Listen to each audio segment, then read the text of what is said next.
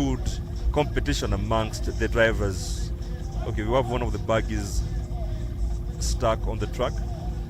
The Autocross Plus Championship track is 4.5 kilometers. Well, put it at 5 kilometers, including the transport section. As I mentioned to you, this category is meant to give all the participants an opportunity to feel what it is like to be in a rally proper. So it has everything. The transport section, there's the element of service in it, there's an element of benefit section, of course, and also giving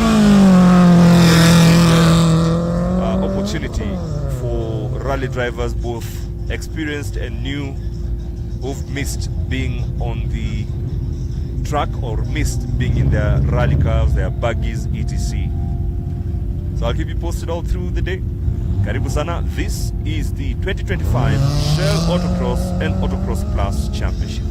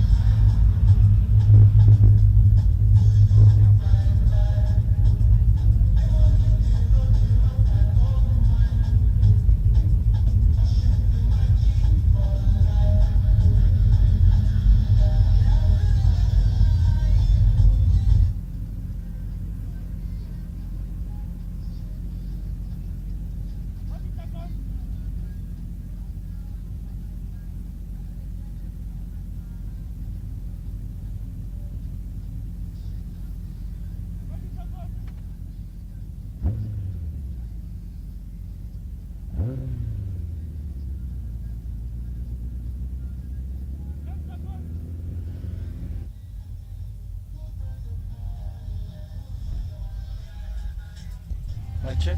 Mic check.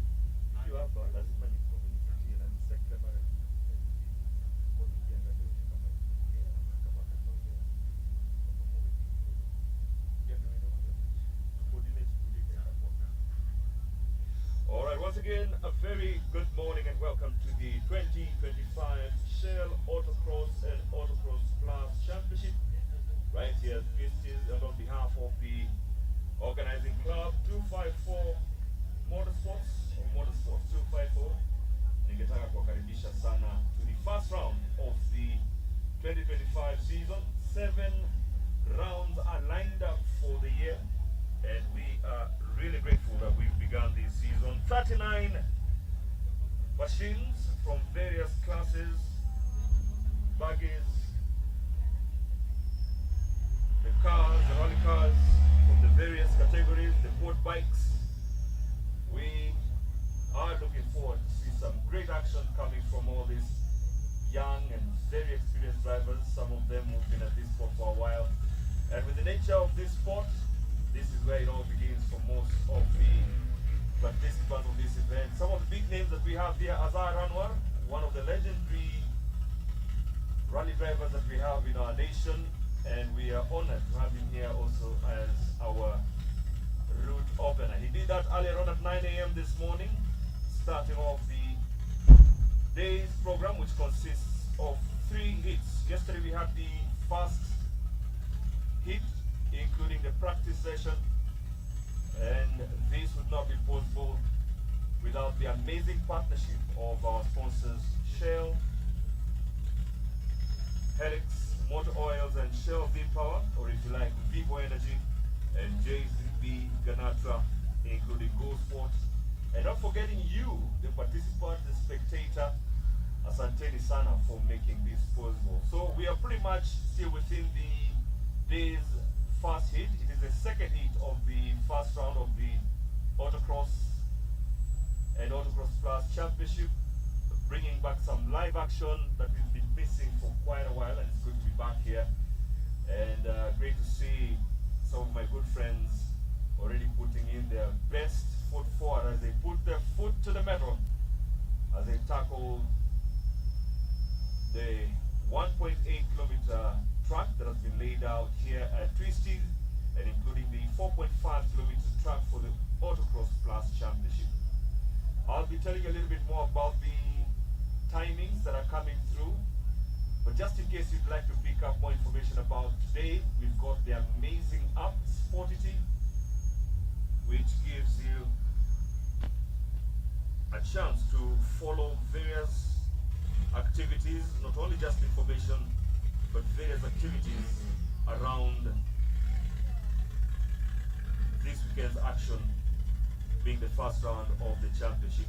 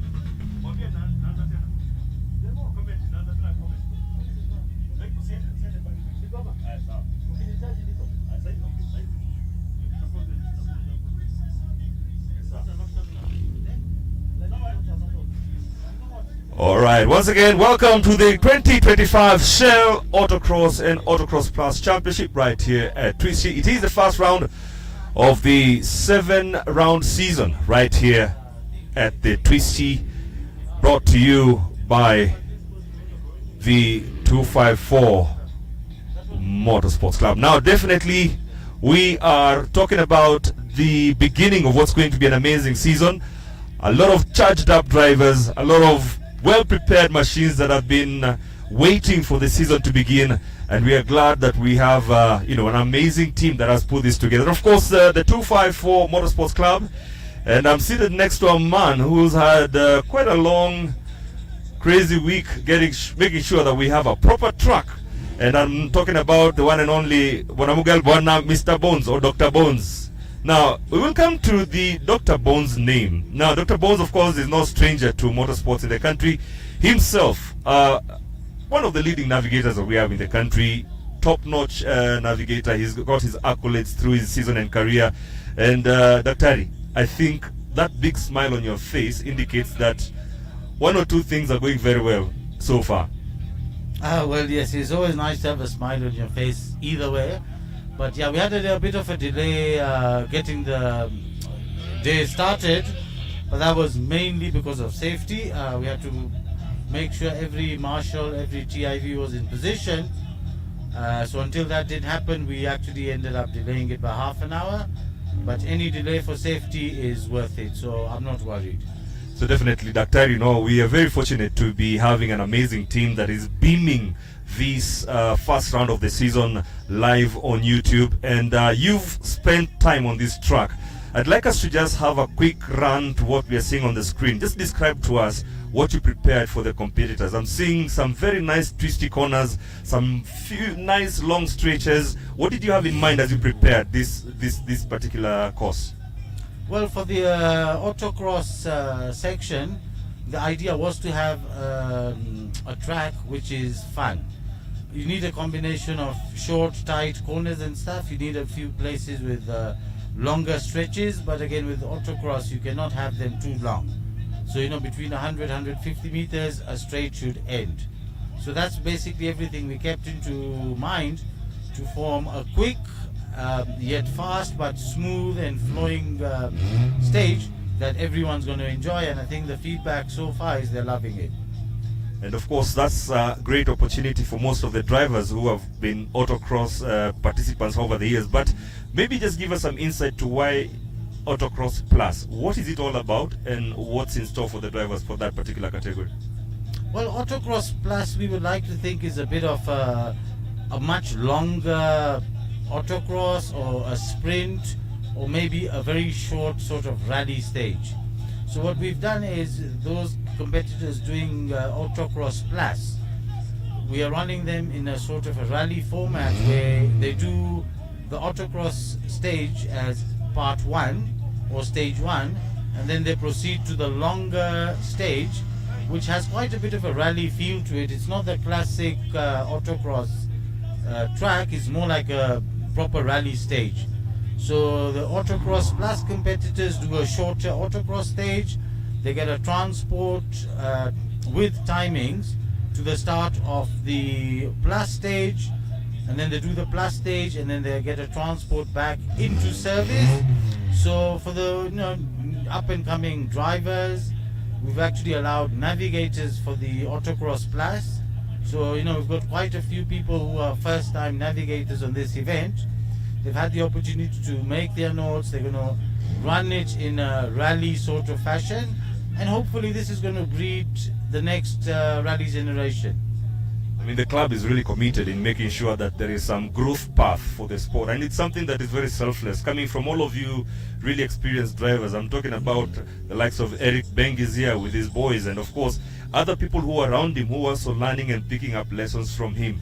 Yourself, I'm sure, besides just being the COC, you've really given back. You're giving back to this growth of this sport. And are you seeing it happening? I mean, this is quite encouraging, but are you seeing some sort of potential with some of the participants and what you're getting as feedback?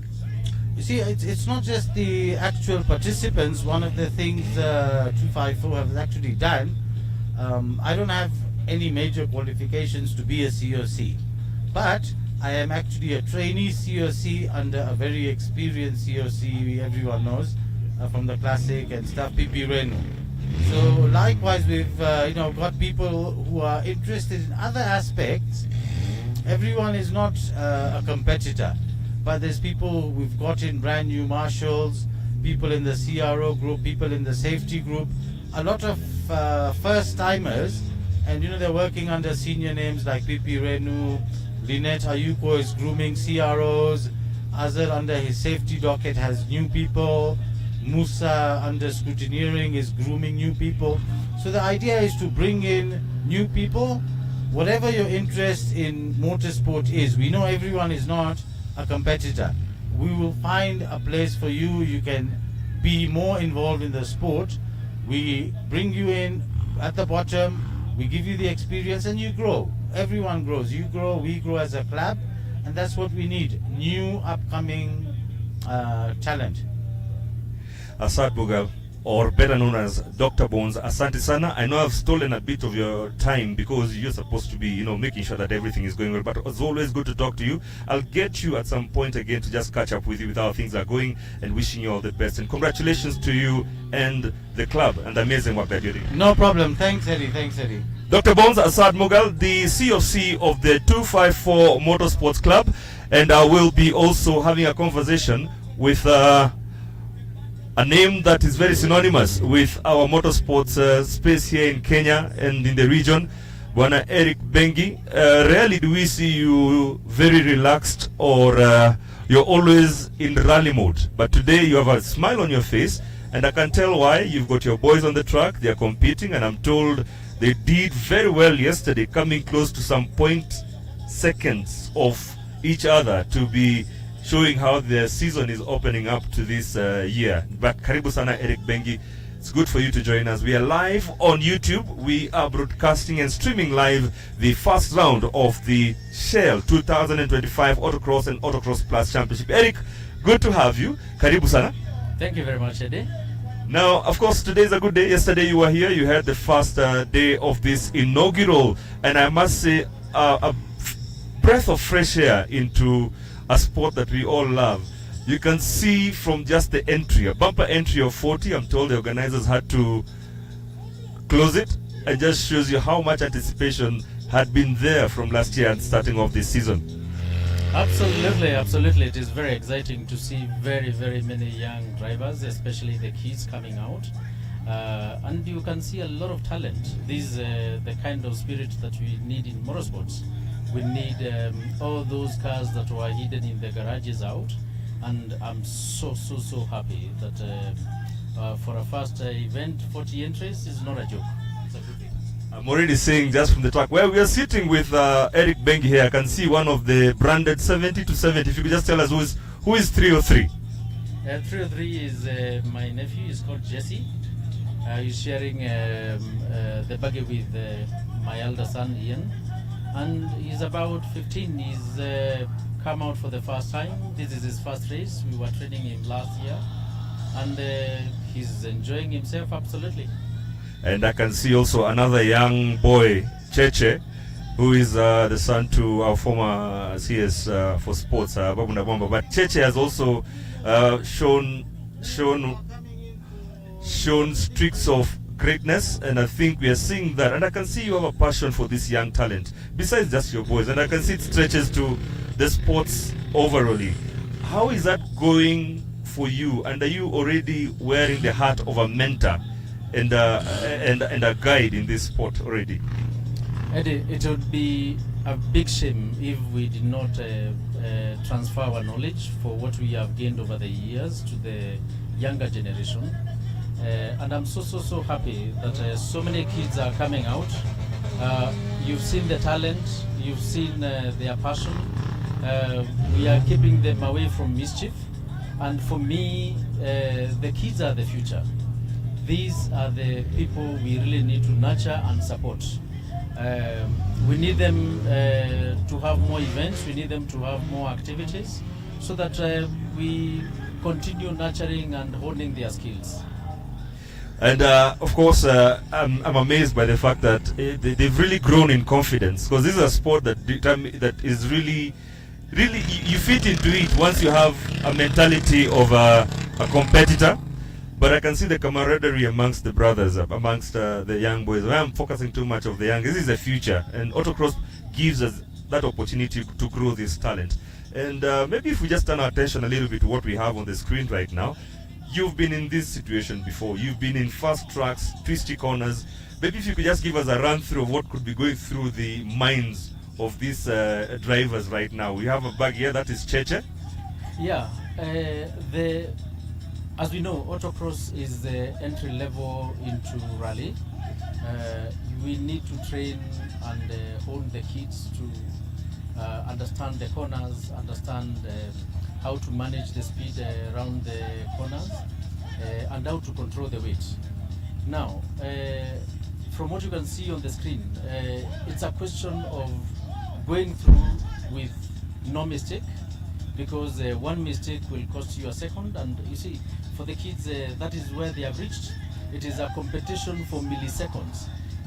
This is what I call real competition. And for you to have 3, 4, 5 of them at the same level without a bigger gap than 5 seconds, that tells you that this is real talent.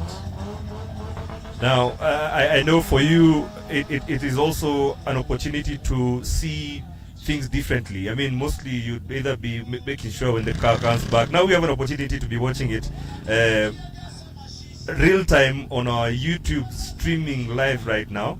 And I'd like to maybe ask you, when you're preparing for this particular sport as a young person, a lot of young people could be watching this, or they want to be to find more about this. Where would they start from? Where would they begin in terms of getting to the point where they can compete effectively in or let's start with the autocross.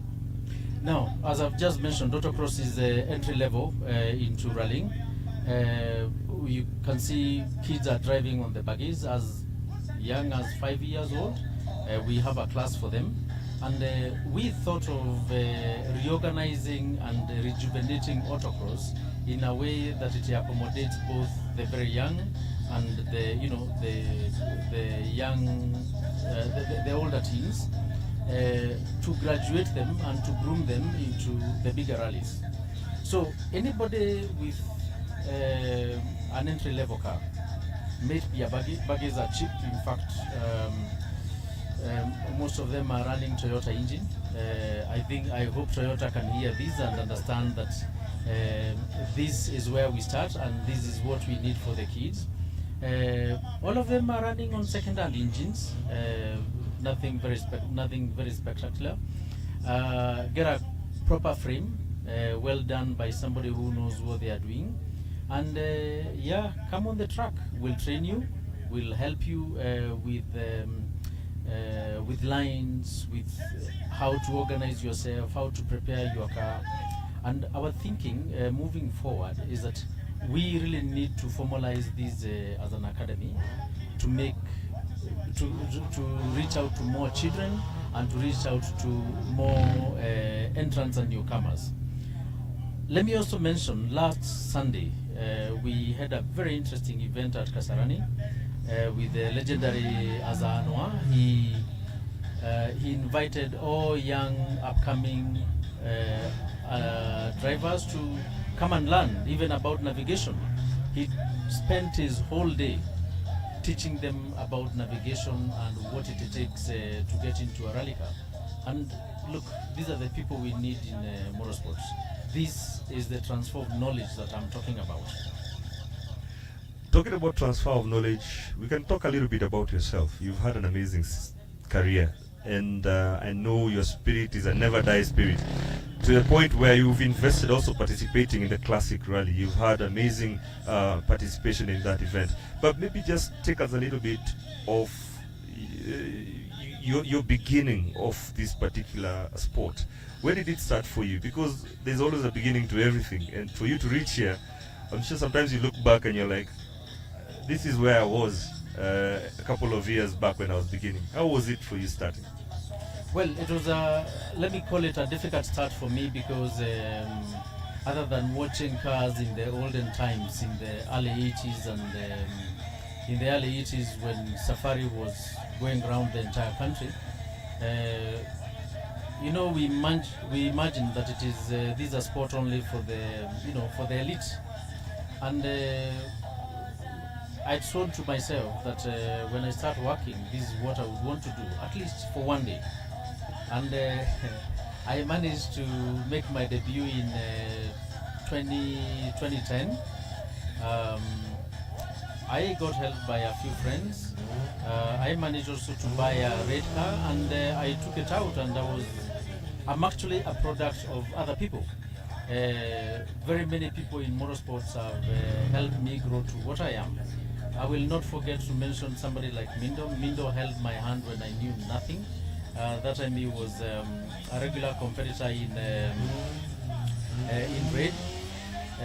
Then as we advanced, I got to sit with legendary names like Frank Tundo and Flash Tundo, and that completely changed my perspective.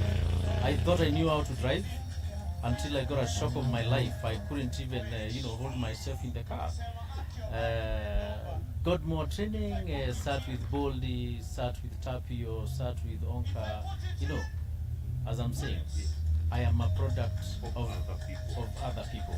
That's the spirit. That's the spirit of the sport. Considering there's a lot of good camaraderie that is very evident whenever you come. You're competing against each other, yes, but when you get out of those rally cars, you're friends. We are friends. And we help each other. And the beautiful thing about autocross, it is a family outing. It is a family community. We hold each other's hands. I have helped a few newcomers who are now in autocross. I told them, look, come, sit in my buggy, see whether you like it, how it feels, and decide for yourself. And I'm so happy. I know you've seen the red buggy driven by Sean Jumbi. Yes. That was our journey with him. He started by testing with one of our buggies, and he enjoyed it, and here he is. A lot of stories we can sit and talk about. Eric Bengi, as always, also a multiple champion in your own various classes, two-wheel drive. I mean, you've got very, very many national titles that you've collected from, 2010 to now. Those are 15 years, 14 years? Correct, about 15 years. And you're still collecting them. We still collect. Son. Eric, I'll catch up with you once again. Just to do a quick update on what's happening right now on the screen. We are still, or rather wrapping up, the second heat, which is the first heat for the day. Yesterday we had the first heat with the various classes producing some amazing times, including Aman Ganatra's performance of 2 minutes in the first heat yesterday in the class 4-wheel drive turbo. And then we had the class, the open class, which was taken by Clement Marini with a time of 2 minutes and 8 seconds. Remember, it's 1.8 kilometers of a track that they're all taking part in, with Marini taking the open class yesterday. In the 4-wheel drive non-turbo first heat yesterday, we did not have that finish because we had only 2 entries, with Saika Sparrow and Shirag Soni did not start in the first heat yesterday, and Saika did not finish. In the 2-wheel drive turbo, we had only 1 entry, and that is Solo. That's what you know him by. Solo also coming up the ranks. Besides being a rally official, he's been doing an amazing job also in the rally seat. He's driving the 2-wheel drive turbo. He's alone in his class, doing 2 minutes 29 seconds yesterday in the first heat, with the 2-wheel drive non-turbo class for yesterday. Altaf Ganatra taking it with a time of 2 minutes and 11 seconds. Moving on to the quad bikes, another interesting class for the autocross, with Shabazz Anwar tying for the fastest times yesterday together with the 4-wheel drive turbo finisher Aman Ganatra in yesterday's heat. So there was a tie there of 2 minutes between those two. And now we have the buggy class for the seniors, with Ibrahim Mughal taking it with 2 minutes 11 seconds in heat 1 yesterday. Remember, all these are times for heat 1, which was yesterday. Today is heat 2. I'll be letting you know who's where, who's leading, who's got the fastest time, but the times and pacing will be coming through the app that we are enjoying at the moment is called Sportity, and all you need to do is download the app Sportity, SPORTITY, and the password is Autocross Plus, or if you like, AutoX Plus, for you to get a chance to see the live updates and any other information that you'd like to collect from this first round of the Shell 2025 Autocross and Autocross Plus Championship. This is Eddie Kimani coming to you live from the first round, together with the amazing partnership of Shell and JCB Ganatra and Go Sport. And we'll be talking to a little bit more of the legends that we have here. We've been talking to Eric Bengi. We've already spoken to Dr. Bones, who is a clerk, of course. He's just giving us an insight to what this first round is all about. Stand by. We'll be back in a short while.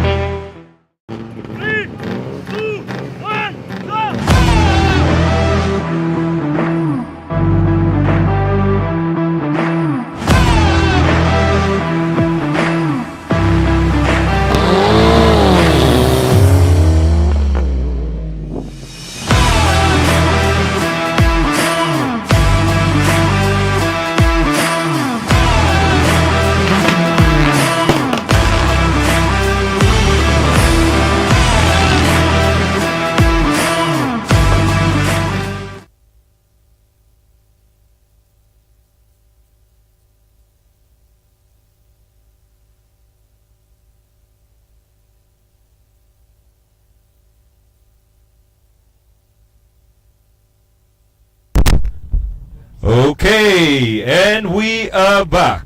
It is the 2025 Shell. It is the 2025 Shell Autocross and Autocross Plus Championship, the first round of the season. Having the conversations that we've had, everybody was anticipating a great start, and that is what it has been from yesterday. Day one, where we had the first hit with the insights and very, very commendable performance from Shabazz and Aman in the tying of 2 minutes in the first hit yesterday. But today we are going to see what's happening in the second and third hit, where we are at the moment. Third hit, we'll be letting you know the timings for the second hit. But right now the track is active. Azar Anwar, our crew opener, has already opened the third hit run. Remember, we have 39 entries made up of very experienced drivers who are taking part in this event. And what a scenic view we have of the Twisty 2, a very apt name for this route that we have. 1.8 kilometers of action for the autocross regular, and the Autocross Plus we have 4.5 kilometers. With me right now is a man who is actually wearing his racing kit overall halfway, because he's doing or wearing two hats today. Suleiman Munywa, I mean, you are alone in your class. You started off yesterday, but first of all, welcome to the 2025 first round of the autocross season. Are you settling yet? It's been actually a very interesting beginning of the season.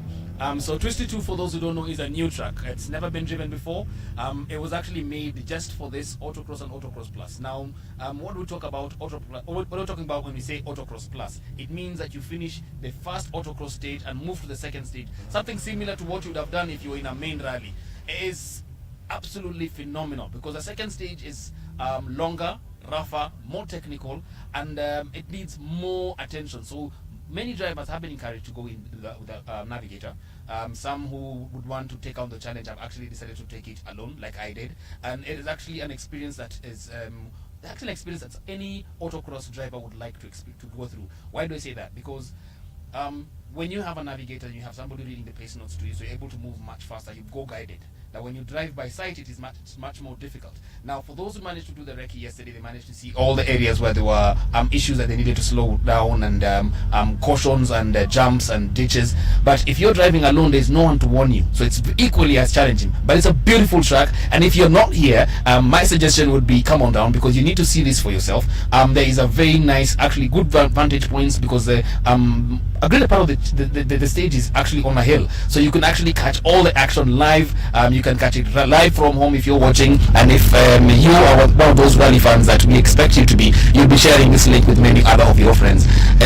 But reality is, looks like you're running a Sunday drive. Remember, this is you're not doing rally proper speeds, but you are actually getting a feel. And as Solo said it, the Autocross Plus is to give you a feel of what an actual rally event is. It's got the transport, it's got the competitive section, you can sit with your navigator, but it's a one-of-a-kind inclusion in autocross, because we rarely don't see people getting a tester of what rally is all about. Either you start writing 2WD and you start running your rally, but getting a tester, this is a very unique concept by the 254 Motorsports Club. I think one of the biggest things for those who are not very privy of how rally operates. Now, autocross would ordinarily run on a 2.5 to a 3.54 kilometer circuit. Now, you'd either do that loop, if it's a 2 kilometer, you do it twice, or you do a whole distance of 4 kilometers at the very maximum. Now, this gives you the opportunity to do the autocross, and then now go to the plus that adds on an additional, is it 5 kilometers? 5 kilometers that makes you think more. It is more technical because of the number of hairpins, turns, jumps, ditches, rocky areas, so you're forced to think extremely fast. For a driver, if you have a navigator, it gives you a better opportunity, because the navigator prepares you for what is about to come. If you are just a driver alone in the car, then you have to be extremely cautious. You have to have your attention focused on the car, on the road at all times, because if you're not if you don't have the muscle memory of remembering every single corner, crevice, ditch, rock, then it becomes a bit more difficult to run. So this prepares you on how you can actually move from autocross to rallycross, or even not even rallycross, to actually the main rally event. And for some of the drivers like Ishmael Azeli, who will be participating in the WRC Safari Rally, this is an opportunity for him to get more seat time. It's an opportunity for him to also get to have an opportunity to bond with his navigator, because let me tell you, there are trying times in that car where the pace notes are not all that are going to save you. That's true. And definitely, looking at the screen right now, I would like to just ask you, what's going on? You know, it's one thing being a spectator, and it's another thing sitting in a rally car. You might see them they're not zooming with in normal rally speed, but what will be going through this driver's mind right now as you tackle this stage? This is the third heat of the day. Yesterday we had the first heat, today we had the second and third, which is active now. What do you think is going through his mind or her mind right now? Now, for any driver at this point in time is I need to beat the times that I set in the last race. I need to remain focused, and first of all, the most important thing is I need to bring the car back home, because if I conk out, or if I drop out at this point in time, I'm not gathering enough points to get me going. Now, for those who are wondering why one of those cars seem to be slower than the other, one cause is transport. The faster one is the rally route itself. So, as I can see, for those watching the screen, the yellow car is Ali Khan. Ali Khan is the son of Zay Nizar. For those who remember the Malik family, this is a big rally family. Now, this is a Toyota Levin that was previously driven by Tinashe Gatinu. It had a couple of bash-ups here and there during the rallycross in Machakos.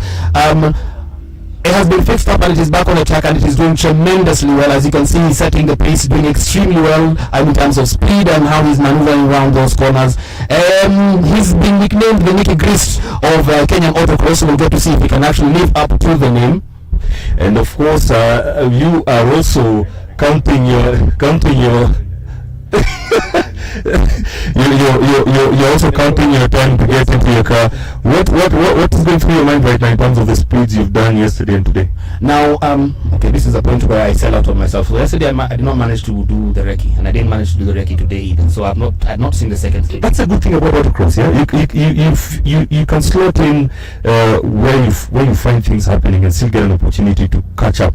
Yeah, I think I love especially how the event organizers have actually made it extremely easy for us to, for example, for me, I have come in, I still came on time for the event, but I didn't manage to do the recce. However, I have driven through both stages. They are extremely big and extremely enjoyable. I was screaming and shouting to myself in the car, having such a blast. If I had a camera inside, you'd actually feel my energy and my excitement. Now, biggest challenge is, okay, what time did I set in the last race? Where did I make my mistakes? What am I doing different? I have to bring the car back home. Remember, I still have a couple of more hits to go, so I'm not going to break this car. So I need to bring the car back, but I still need to be faster. So you need to maneuver around the corners much faster. You need to make sure that you brake less, and even as you brake, how am I going to decelerate and accelerate back in again? So what is your strategy going into the corners? There's a lot that the driver has to put into thought as you go into this, but you know what? All this has to be done in seconds, and I think that's exactly why rallying is exactly what it is. It is the best amount of fun that you can have with your clothes on. Suleiman Munya to drive that boat. Thank you very much. Not only can he, drive a rally car and compete effectively, he's also one of the few rally minds that we have in the country, and definitely worth listening to. But we wish him all the best as he goes to the third heat of the day. It is the 2025 Shell Autocross and AutoXPlus Championship beginning the season. 7 rounds lined up for the year, and it's expected to be a breath of fresh air as we begin a new era in motorsports in the country. I mean, we've been waiting to find out what's going to happen after the season ended last year. But of course, a group of very passionate motorsportsmen and women came together and decided, you know what, we can try and do things a bit differently, and definitely this is what we're experiencing right now. I'd like to have a quick chat with the event director, that is Bwana Tariq Khan. Tariq, I know you are wearing 2 hats today, the official event photographer and the event director. You wear a hat that is not very easy. I mean, being an event director for especially an event that is exploring new ideas and looking for ways of having more options for the drivers out there to experience rallying in Kenya. It is not easy feat. First of all, morning, Eddie. It's been a while. Oh yeah, and we are both from Nakuru. These are Nakuru boys here. one town brotherhood. Look, when you're doing the introduction, you nailed it on the head. Breath of fresh air. That's what we need. That's number one. Number two, we know what's been happening in the last couple of years. Okay, motorsport was just going down, right? Like-minded people, and when I say like-minded people, I'm saying the motorsport fraternity, the real stakeholders. They came together, got together, and said, you know what? Let's take ownership of this sport. We need to go out. We need to have fun. We have cars parked at home. What's the point? Okay. Like-minded people came together. We now have a club that is actually recognized in law, so we're good on that aspect. Okay, it's called the 254 Motorsports Club. We're registered with the Sports Act. We came together. We've put up a calendar. Literally, the calendar covers all aspects of motorsports in this country. Even the national body does not have that kind of calendar. They don't even have those kind of numbers. What am I trying to say is this: people want to come out and people want to have fun. You've come today, you've seen for yourself the turnout. It's a first. We have an AutoXPlus. It's a transition from motocross to rallying. Navigators. We got people here who are giving their input. We got people here, technical advice, navigator advice, driver advice, you know. That's what we want, and that's what we're getting. It's a first. We're now live on air. I don't think it's ever happened. So this is actually a new element to motorsports in Kenya. We've just had the usual, video here, video there, but having a continuous stream all through a day of competition is a very welcome idea, and it's amazing we're coming from the training. We've got to embrace technology. Okay, if you can't come here, we come to you. And that's where the world is going right now. We need coverage. People need to know what they're doing. We just hope AI doesn't mess up rallying. I never watched that. I never watched the real thing. Exactly. Same here. See, we embrace technology. This technology has been there. How many years? Many years. Why haven't we done it? We see across our borders. Uganda. You get live stages. We've never done that. Why? You got enthusiasts coming out. Literally, this event is being run by the motorsport family. The competitors, the officials, they've come out. What can I do? I've got a camera here. Whatever I can shoot, I'll share it with you. You know? Oh, you did that yesterday. Amazing photos. By the way, you need to see the photos from yesterday's action. Yesterday was just day one, and we had the first heat, practice and first heat. He sent me some amazing photos. You need to see them because, again, this is a sport that is complemented by some great photo actions, right? It is, and you know what? We have enough media people out here. We got a lot of media houses, so the guys with their GoPros, with their cameras, please come, take your photos, share to the world. You know, there's no hard and fast rule. The one mantra we have for this year is this: let's get out, let's have fun.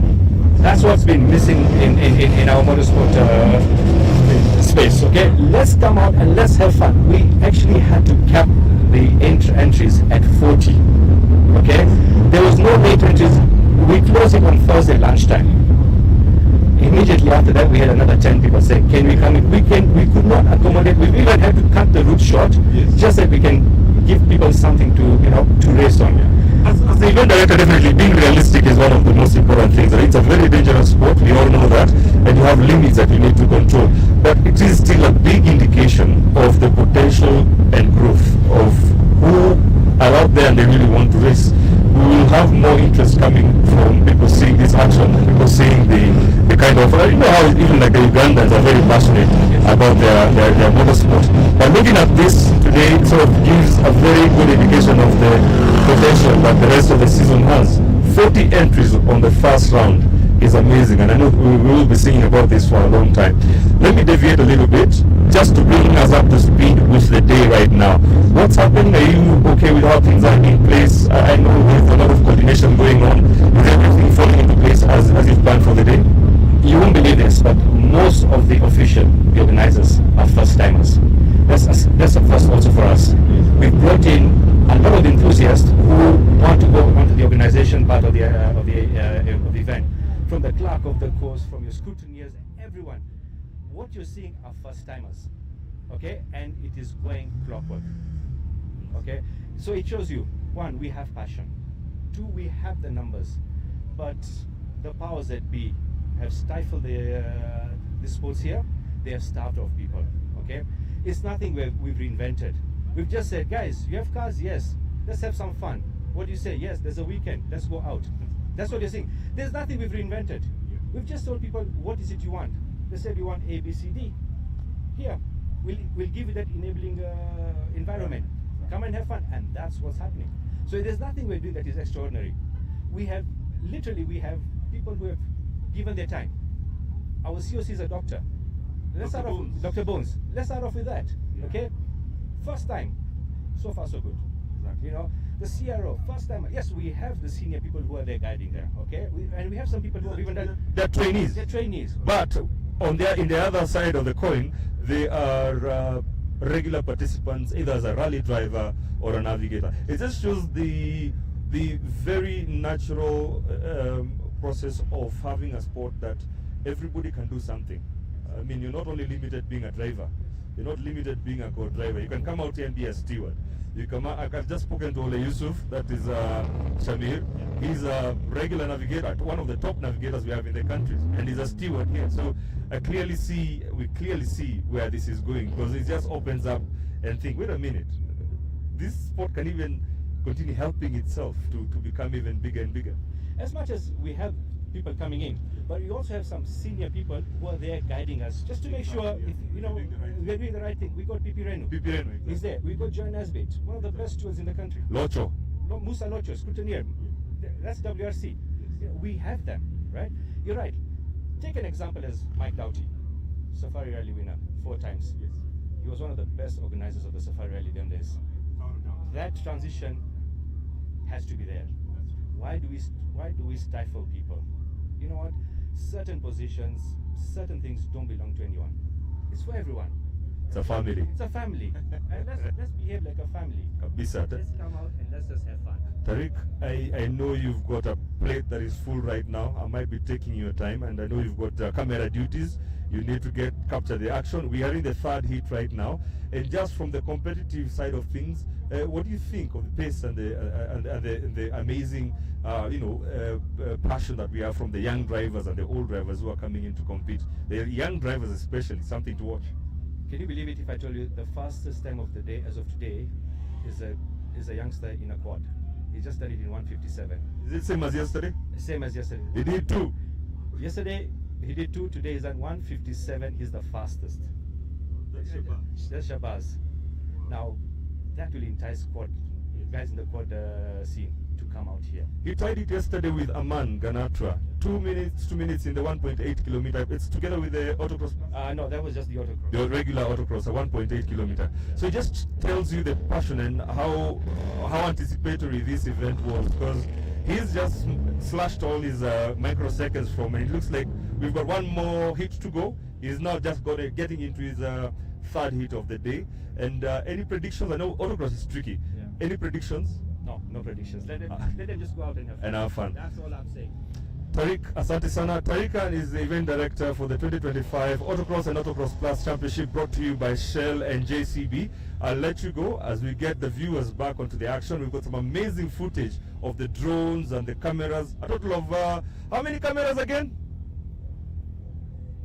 A total of 6 cameras that are actually on location. A first for motorsports in Kenya, and definitely well done to that.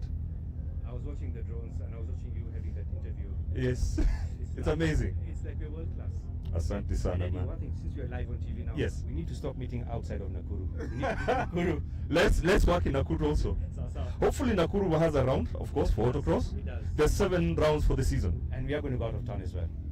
Yeah. Okay. Cheers, all the best.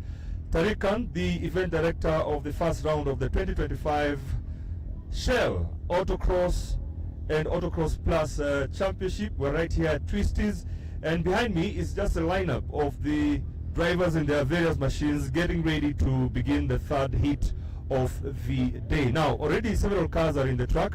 We have the autocross regular track, which is the 1.8 kilometers, and we have the 4.5 kilometer for the Autocross Plus Championship. Now, the Autocross Plus Championship is actually a new entry, a new category on this route that has never been used before, but the whole essence is to give the drivers an opportunity to experience, or if you like, a way of having a tester of what a proper rally stage looks and feels like. some of the drivers have opted to have navigators, and as you know, rally proper, like the National Rally Championship, all cars, of course, you have to have a navigator, you have pace notes, and you've got your notes to look at, and this offers all the passionate rally drivers an opportunity to experience it. So 4.5 kilometers in total, 5 kilometers together with the transport, giving them an experience of what it is like to be in a proper rally stage.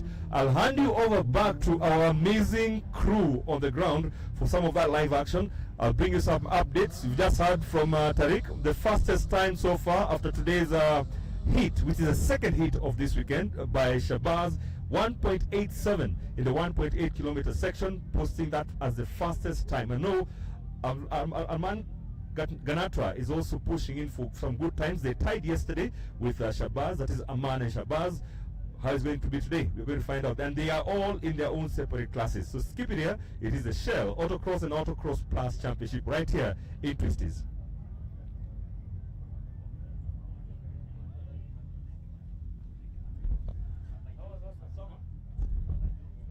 Karibu niweze kutembea niende huko.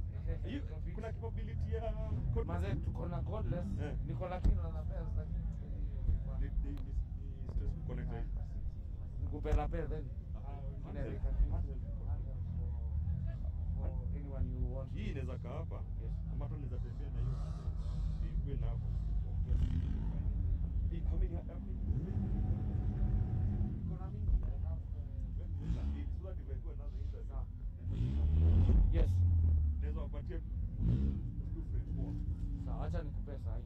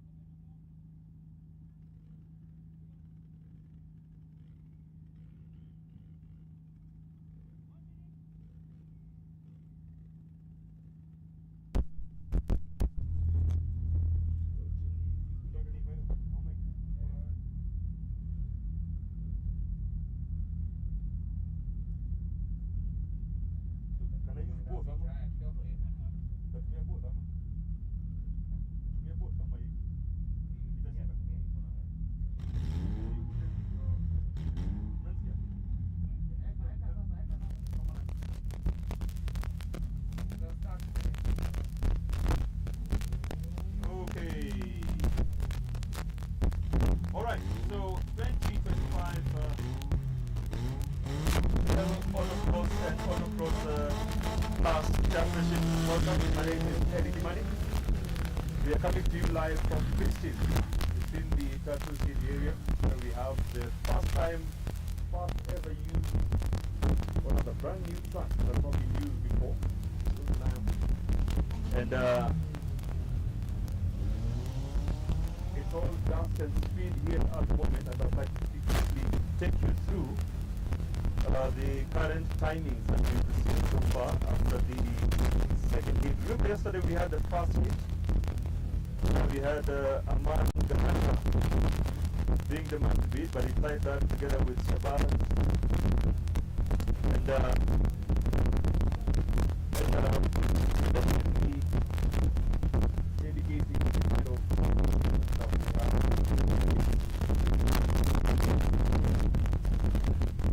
It's actually the second, third, and the fourth. So one more hit. But right now we are active in the second hit of the day. Come on. Come here.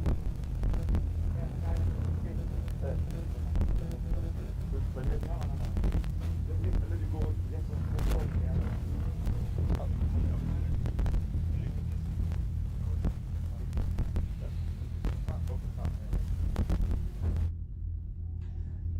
just a quick rundown on the current times posted after the second hit. I'll begin with the four-wheel drive turbo, also another very competitive class in the autocross action, with Aman Ganatra still being the man to beat in that class. 2 minutes flat, which is just about a few microseconds more than what he posted in yesterday's first hit. That is Aman Ganatra. We're keeping an eye on him because remember, this is a young man who's actually shown a lot of prowess. He's been at the highest level of cross rallying.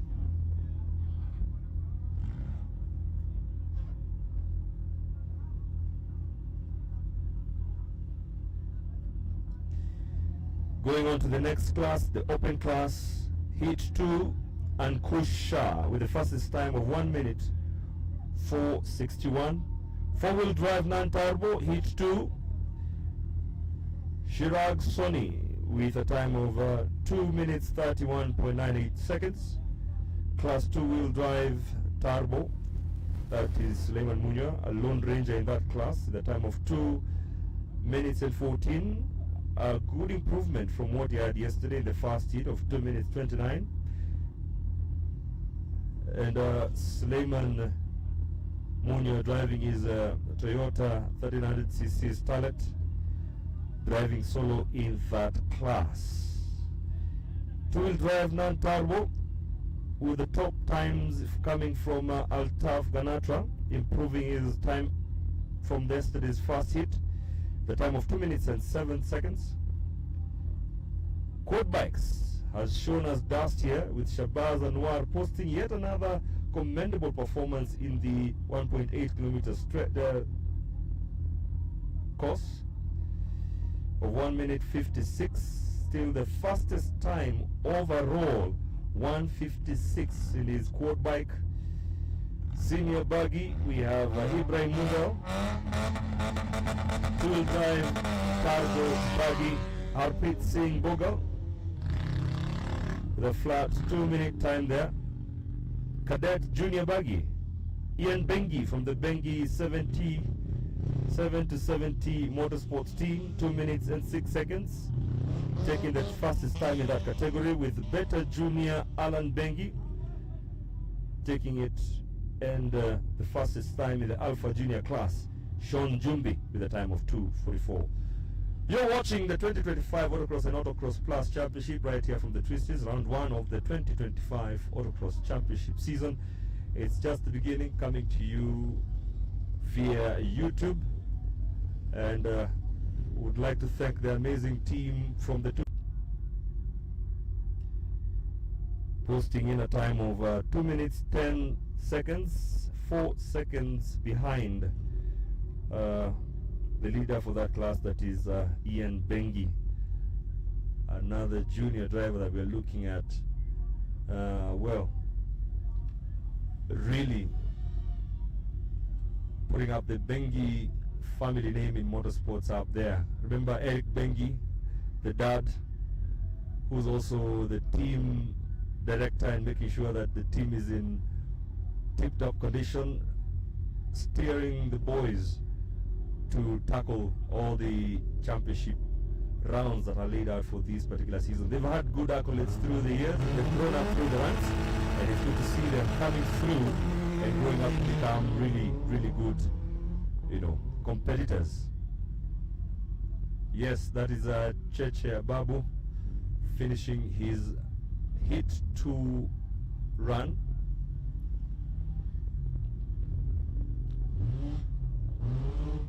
And we have in 306 Karanvir Ruprai, also in the cadet junior buggy class, tackling through the 1.8 kilometer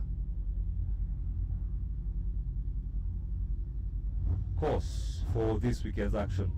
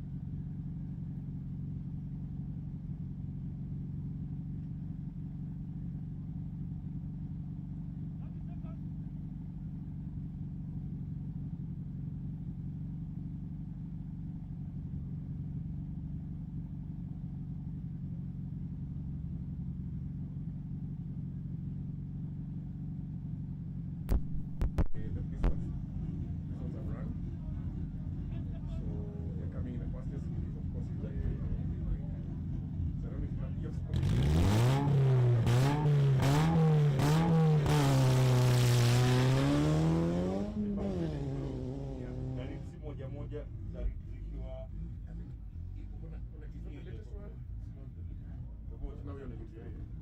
Yet 3 yenye napata iko na stage ya combinate wanangojea tu ikiongezea kidogo. Inaongezeka.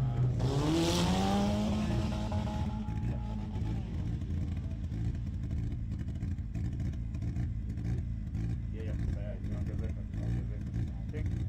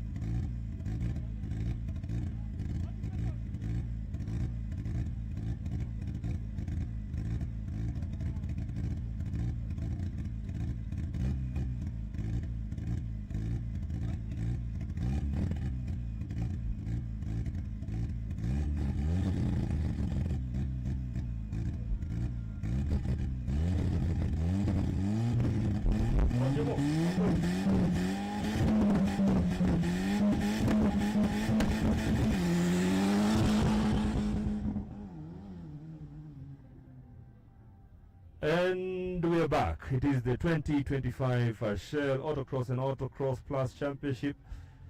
Not a good run there for the right on the screen. Harpreet Singh Bogle in the two-wheel drive turbo class buggy.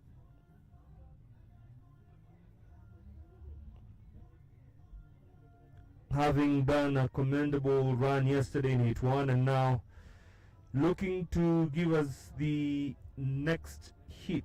So we have the second and the third hit, which currently is what we have live on the screen. This is the third hit, and still the fastest time that we have after the second hit was by Shabazz, 1 minute 56. Shabazz putting on a commendable run in the buggy class, showing dust to these all four-wheeled cars out here, but again, he's really been showing some good performance since yesterday, having tied for the fastest time together with Aman Ganatra, the first hit yesterday, and posting in a very commendable 1 minute 57 to take the fastest time overall so far after the second hit. I'll be looking at the times coming through for the third hit for now, but other news coming through, we had a couple of DNFs with Ali Khan Malik. Did not finish the second heat of the day earlier today in the two-wheel drive non-turbo. And also we had another DNF, and that is Karanveer in the Cadet Junior buggy. Another DNF in the second heat earlier on today was by Ali Khan Malik. Ali Khan Malik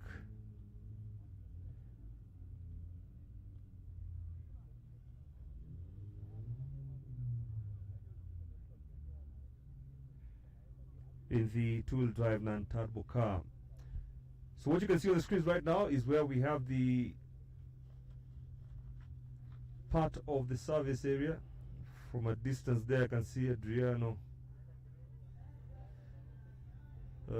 next to his that is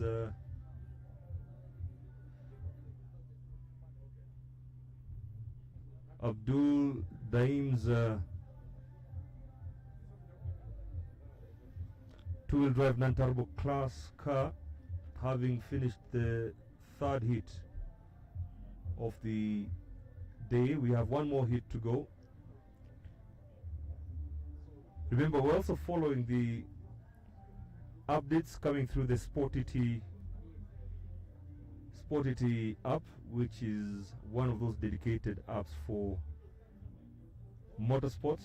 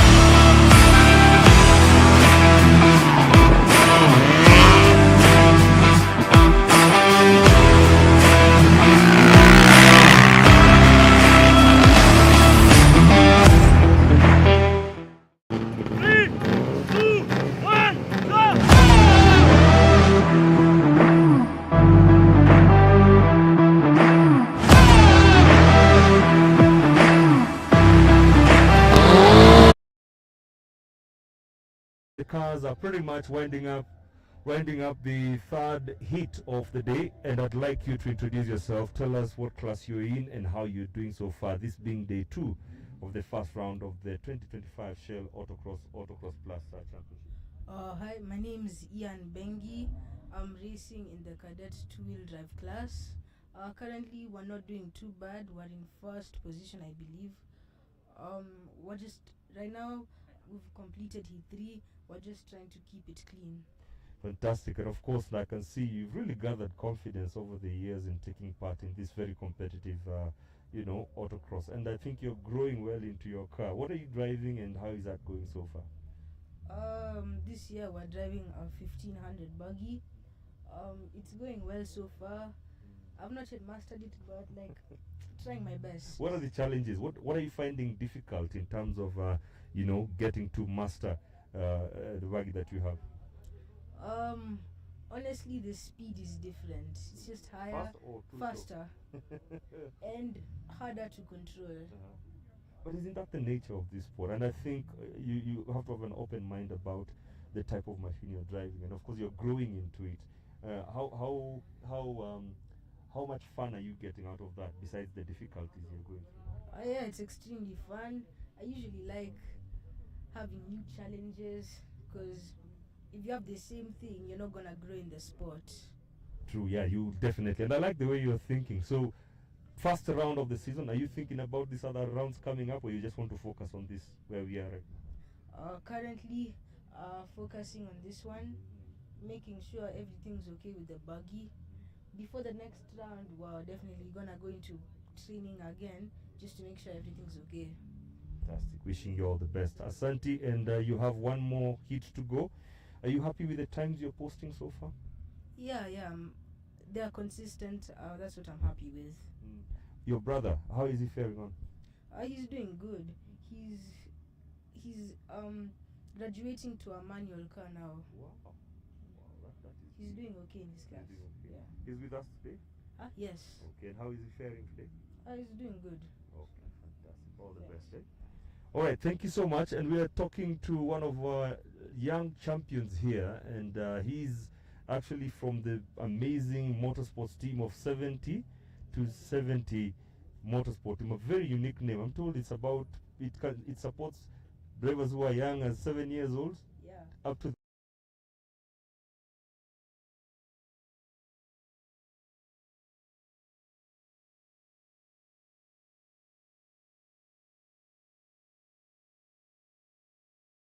Autocross and AutoXPlus Championship. It is the first round, and we are keeping you posted on that. Shabazz, he's the man to beat at the moment. I'll be looking for him to talk to him in a short while. I need to get him on camera because he's camera shy. He doesn't like standing in front of cameras, but we're going to set him up in front of a camera and have a chat with him in a moment. So stand by. We'll be with you in a moment.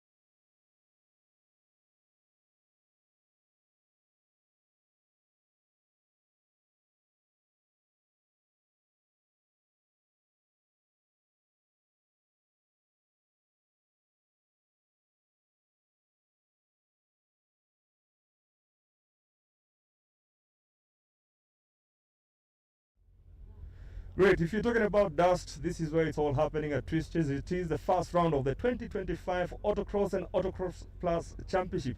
Why am I wearing a mask?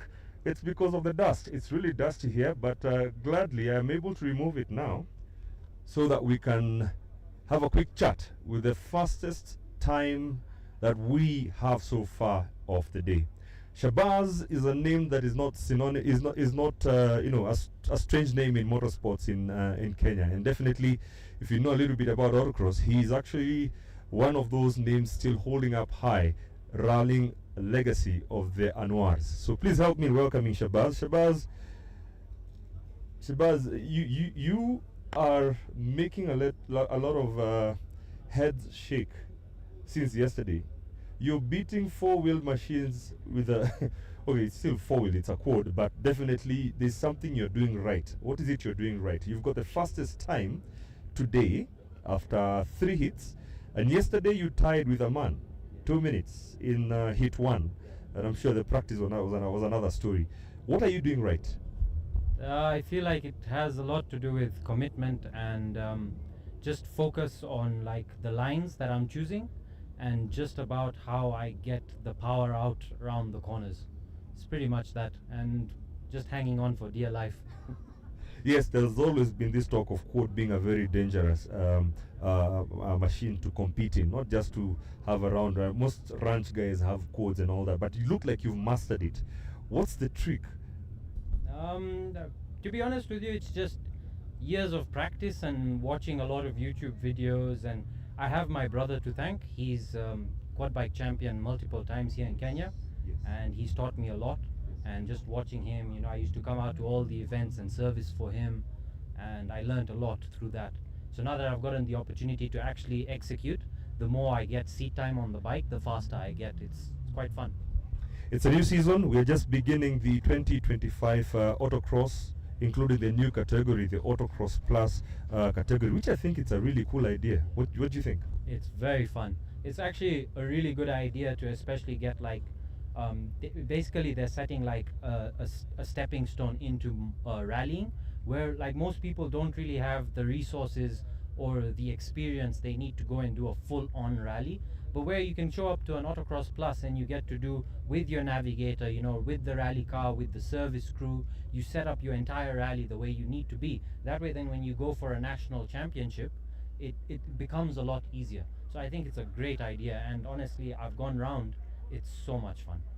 We are in Twisties, which is within the area of Tattoo City, and it's the first round, as I mentioned. But the most unique thing about this is that this track is brand new. It has never been used before. Most of the autocross events, we've been doing them where? In, what do you call it? In Jamhuri. Getting out of town, you go to Kasarani. But 254, the 254 Motorsports Club has done an amazing out-of-the-box thinking in trying to make this, this championship more interesting and more competitive. What are your thoughts about the route? Are you doing both? Yes. So you've done the 1.8 and you've got the 4.5 for the AutoX Plus. Your thoughts about the routes? I know Dr. Bones has had sleepless nights in making sure that the routes are challenging and difficult, especially the twists. What do you think about them? I think it's a brilliant track. If we talk about the autocross track, the fact that it has like elevation change, it makes it so much fun, because then there's a corner where we're going really down and we take the corner and we have to climb back up again. And it's like the corners also, you have different angles of the corners. Some tighten late, some tighten early. So you really have to be on the game. I love the autocross track. It's a superb job they've done here.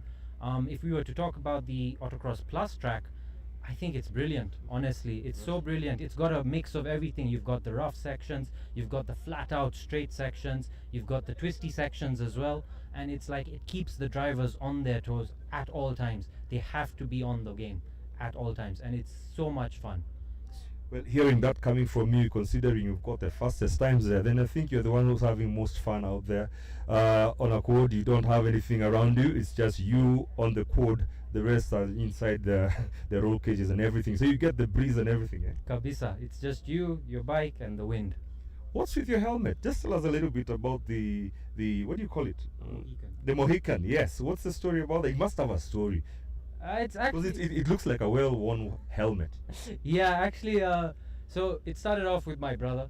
He saw it. He had a blue one. He had a blue one. He had a green one. A green one, yes. And so he saw it obviously from international riders.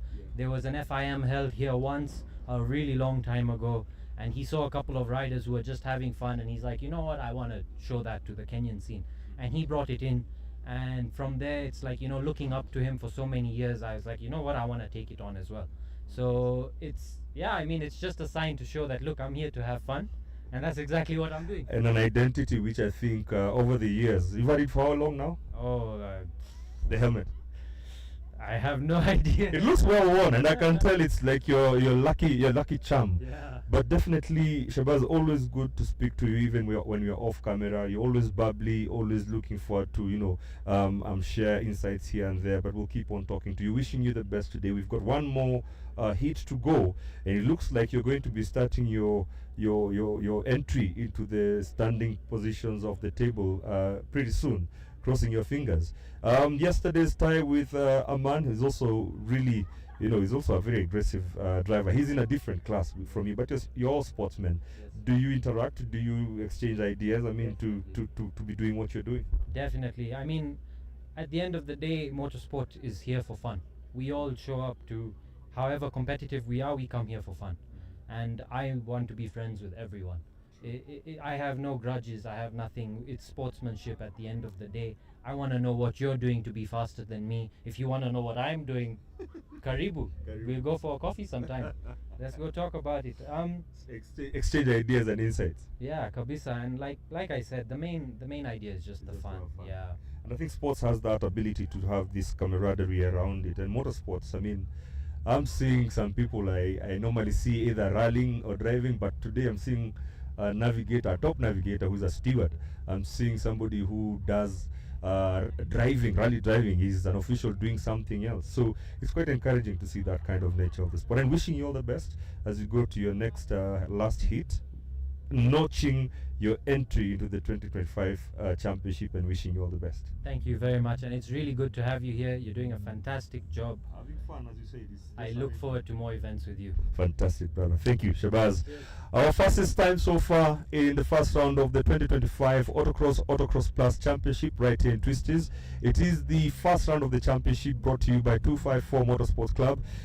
They're saying it is a breath of fresh air, or if you like, a new way of thinking of doing motorsports in Kenya, and definitely looking forward to see it grow and become different as we make this event fun for everybody with a buggy, a quad, a rally car, and that's all the essence about AutoX is all about.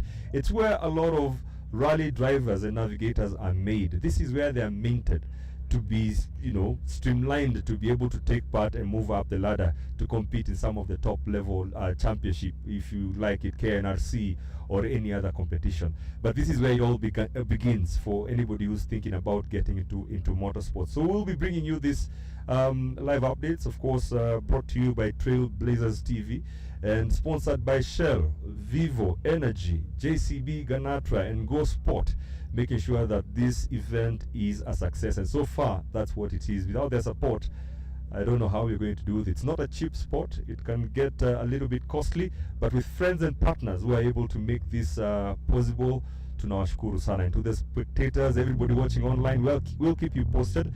Remember, we have an app called Sportity, SPORTITY, with the password AutoXPlus. AutoXPlus, for you to follow everything that's happening here, in case you don't have time to wait for these updates. But right now, the man to beat, Shabazz Anwar, as we look forward to the fourth and final hit of the first round of the AutoX Championship right here in Twisties. We'll be keeping you posted all through the season, 7 rounds to go, so keep it here. This is the 2025 AutoX and AutoX Plus Championship, brought to you by Shell.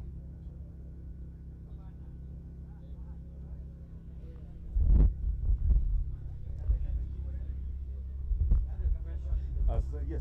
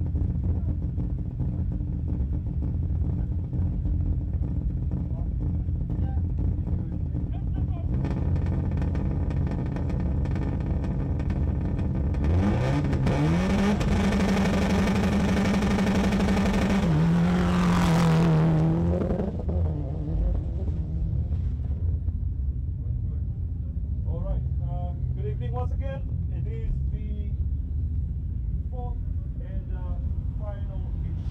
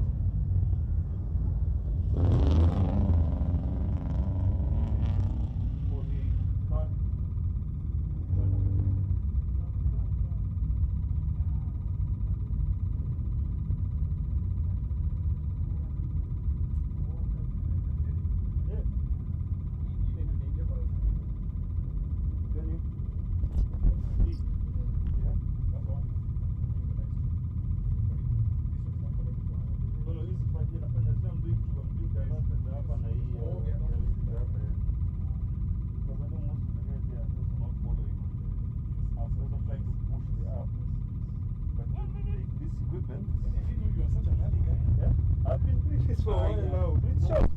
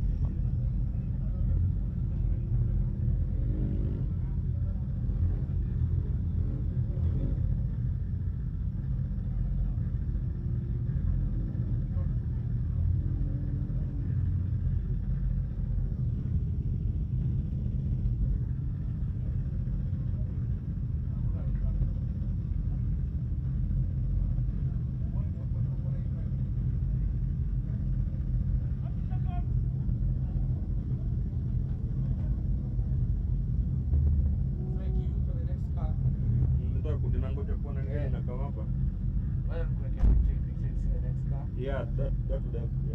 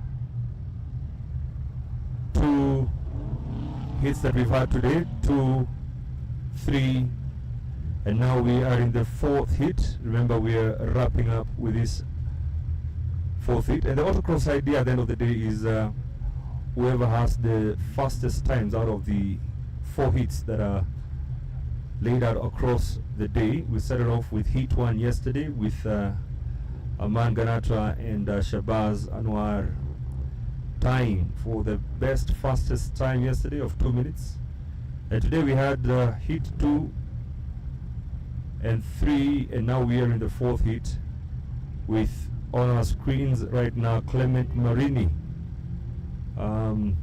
taking part in both the Autocross and the Autocross Plus. Door number 1350 making his paces through the very twisty and fast 1.8 kilometer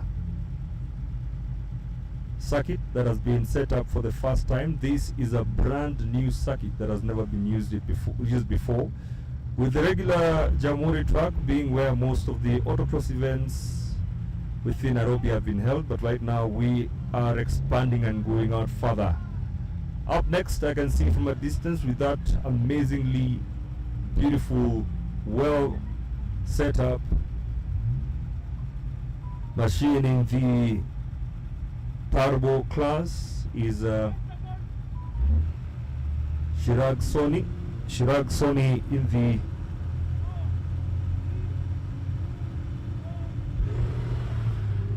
four-wheel drive non-turbo class, starting off his pace for the 4th hit. That is a four-wheel drive, posting in a top time of 2 minutes and 25 seconds in the 3rd hit of the day. This is the 4th hit. Will he improve on that time? And the best time out of the 3 stages, 4 minutes and 57. That is Chirag Soni pushing his last paces through the windy and twisty 1.8 course set out here for the Autocross Round 1 2025, brought to you by Shell. And very quickly, just to say a big thank you to our sponsors, Shell and JCB Ganatra, for making this possible, bringing back some joy and excitement to a very, very loved sport, the autocross, and to see all these entrants, 39 or 40 to be exact, from yesterday, taking part in the first round of the season. If you're joining us right here on YouTube Live, asante sana from wherever you're watching us from. This is Eddie Kimani with the on and off commentary of the first round of the season, brought to you by Shell, the 2025 Autocross and Autocross Plus Championship. We are in Twisty. Twisty is within the Tattoo City area, and we are definitely really honored to have been given this opportunity to lay out this track here. Car 1002 just about to begin their charge, and that is Suleiman Monya, and he's racing by himself in his category, putting in a time of best time of 2 minutes and 15 seconds in the 2nd hit, starting off his pace and posting the same for the 3rd hit, and now he's in the last and final hit. Let's see how that pans out. We are back to Chirag Soni on the screen with his monstrous 4x4WD non-turbo class, looking to see if he can catch up with some time in this last heat of the day. Solomon, or if you like Suleiman or Solo, you might know him as one of the very friendly, very easygoing TIV officials whenever it comes to the WRC Safari Rally, and he'll also be at the TIV team in this March WRC Safari Rally.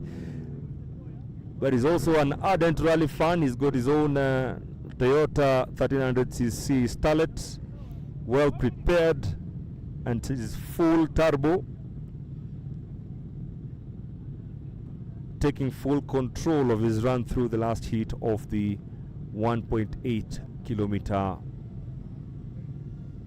circuit.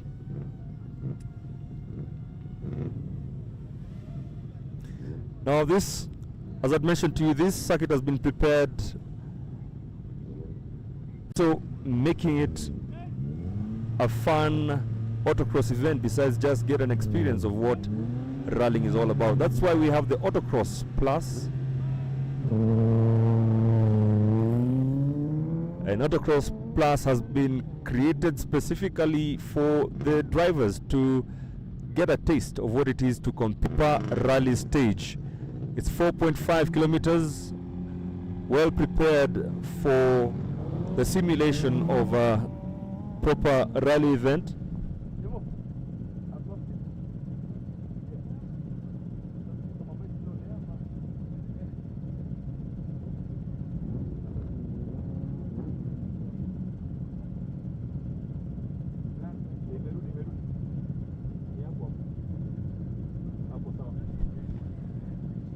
Sorry about the technical hits there. 1333 is the next car just about to begin. That is Shaz Ismail in the open class. Shaz Ismail in the open class.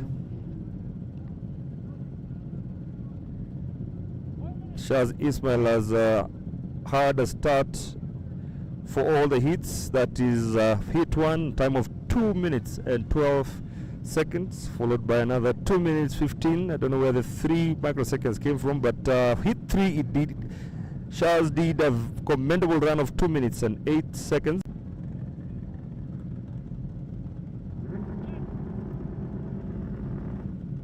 Revving that Subaru's engine, there he goes, just about to begin. Shaz, and off they go, attempting to better their run so far this weekend with their best time so far in today's and yesterday's competition. Best time of 2 minutes and 14 seconds in today's first stage, rather fast hit of this weekend's action. What scenic, amazing views we have here. Thank you so much to Trailblazers TV, who has put up a commendable team around the track to make sure that they're beaming live from their cameras to their drones to ensure that we get a scenic view of this amazing area. I told you it's called Twisties, or if you like Twisty 2, here in Tattoo City. And we'd like to thank JCB Ganatra for making it possible for us to create this circuit, providing the heavy moving machinery to ensure that we have a rally standard circuit. 4.5 for the AutoX Plus. I told you AutoX Plus is for the drivers to get a taster of what a proper rally stage looks like. It also has a whole aspect of transport service and all that. And it's just part of the unique inclusions in this season's AutoX plan. 254 Motorsports Club going beyond to ensure that we have a proper autocross event. 40 entries who are going to be the finishers, but remember, it's all about the fastest times in your specific class, and then we'll be having the fastest time all put together later on by the officials who are here working around the clock in putting together the final results at the end of the day.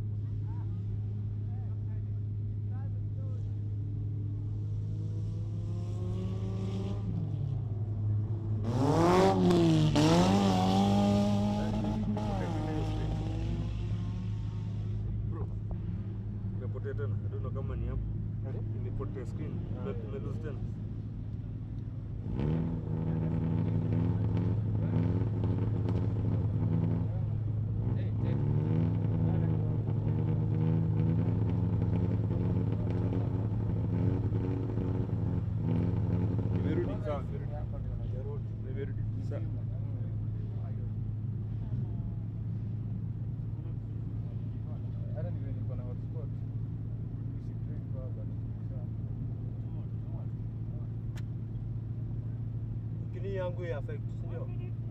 Oh.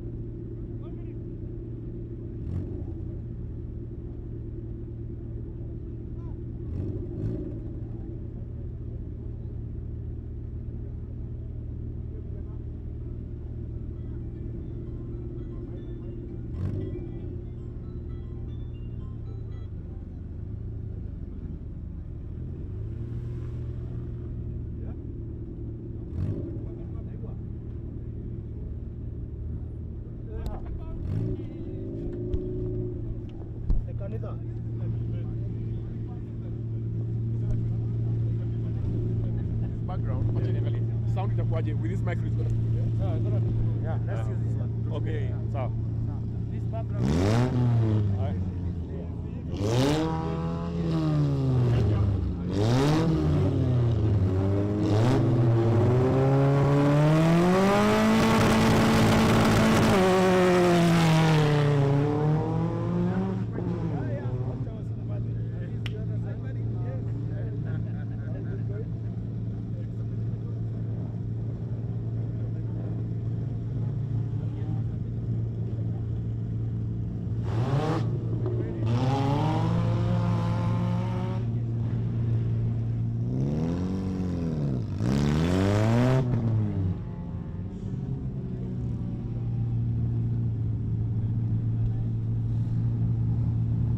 Count down, yeah? Count down. Count down. Nafanya intro alafu ndamwita.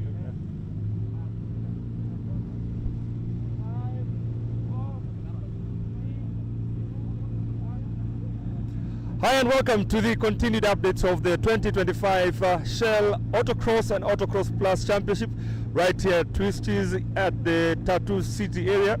We are in the final heat of the day. Remember, this is about a 4-heat round event. That is, of course, the Autocross, with the AutoXPlus Championship causing some major excitement here, because the AutoXPlus gives you an opportunity to have a feel or a taster of what a proper rally stage is all about. So right behind me, we have quite a number of the buggies, and I can see some of the top names that we've been following through. We've got Fahim here with us. 4-4, we've got Cheche, Ababu, somewhere in the midst here as one of the names we'll be looking out for in this edition of the first round of the championship, Autocross and AutoXPlus. But right now, we're really excited to have with us a gentleman who is actually a very passionate person for motorsport. He's been within the corridors of power, and he's been in these corridors but I have to let that go. These cars are so powerful and very loud, but I hope you can hear me. Now I'd like to introduce somebody who has a very keen interest in this sport, and that is our former CS sport, that is Ababu Namwamba. But right now he's wearing a hat which is very, very different. Let me see if I can get his attention. Please, you can join me. How are you, sir? Good to see you. And of course, for those who might not know, he's wearing a different hat this time round as the ambassador to the UN, and that is Wana Ababu Namwamba. Welcome. Now, I'll be easily thinking, hey, what are you doing here? But I came to find out that apparently you've got a keen interest in this sport, and one of somebody who's very dear to your heart, your son, he's here with us taking part. Cheche, he's doing well. Of course, I'm a motorsport enthusiast, so I pretty much follow all motorsport events. And this, I must say, is one of the best organized events. Really, really well put together, with incredible levels of enthusiasm, and the competition is top-notch. Seconds, milliseconds. That's what you want to see in a rally. And Church is doing well, coming off a successful season 2024, where he won both the autocross and the rallycross junior buggy championship. So this is an opportunity for him to build on that with very good competition. Now, you know, when I see you here, I remember the story of somebody we are all really excited about motorsports around the world right now, Lewis Hamilton, and the way you see his dad out there following every round. And of course, right now he's wearing a different color. He's now racing for Ferrari. Mr. Ababu Namwamba, Cheche is here. Are you feeling the same inspiration of seeing your son doing good thing in a sport that he loves? Absolutely. There's nothing more fulfilling to a parent than to see your child develop genuine passion for something, and you see they have really built their life around that passion, and they are invested in it, and you can see how it's contributing to building their character in terms of the spirit of fair competition, which is really important in life, the spirit of accepting to lose and to win as part of the game really helps to build you up. And also just remaining grounded, whether you're a champion or not, you remain grounded, you remain humble. So it is amazing. It's amazing to see this. But for me, it's not just about Cheche. It's about the incredible crop of young rally drivers who are coming through. It fills my heart with joy and satisfaction that motorsport in Kenya has an incredible future. If we continue to invest in this crop of Cheche, Ian Bengi, Kranvia Ruprai, and the others, we have a really, really good crop of young drivers. Fantastic. You know, I don't want to hold you any longer. I know you've been waiting for Cheche to actually line up, and I don't think he's too far off to begin his last run for the day, the fourth heat. And maybe you've had a quick chat with him after today's run and yesterday. What are his thoughts, and how is he settling in this first round of the year? Cheche is a very competitive boy, but he's a humble boy. He's a very grounded boy. So he takes things in his stride. He's determined to defend his national championship as the national champion, but he's also very respectful of the competition. Yes. We watch him. We identify areas where he could do better. Exactly. He's been having a challenge with his arm. He seems to have injured his arm yesterday, so we've really been helping him to see how to navigate through that.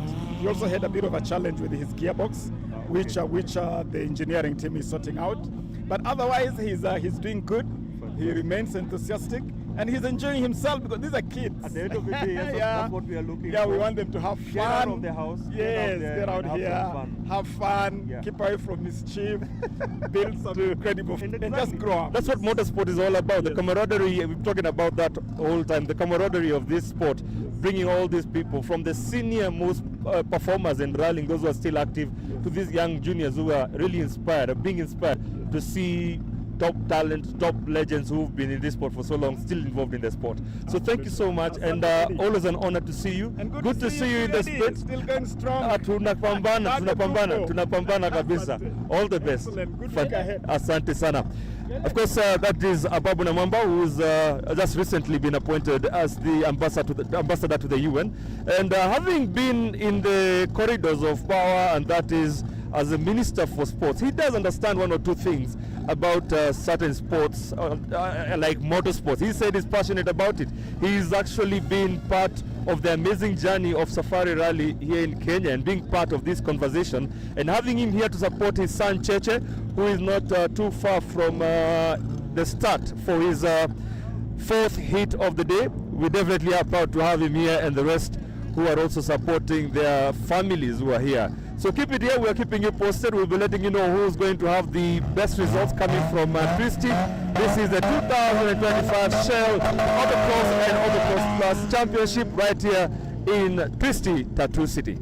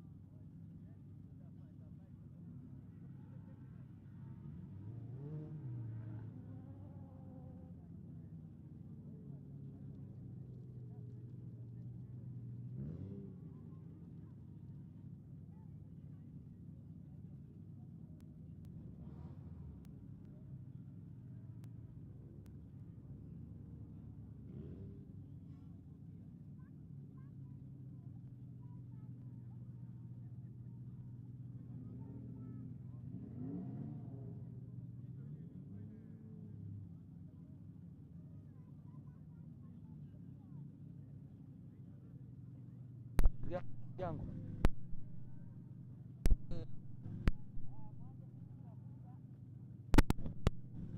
Kile kitu unaona kama ile NTV ikiwa kiplastic ikiwa kiskai Leo kuikira inaingianga hapa. Eka hapa. Acha Sawa.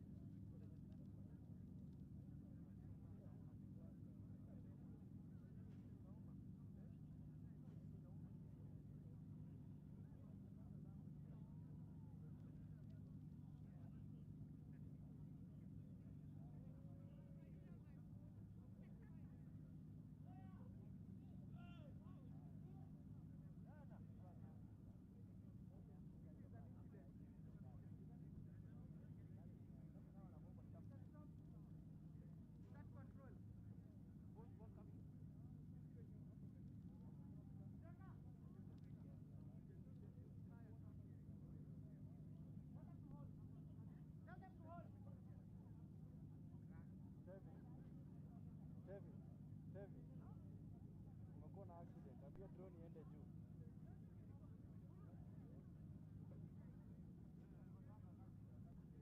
I think umekuwa na accident.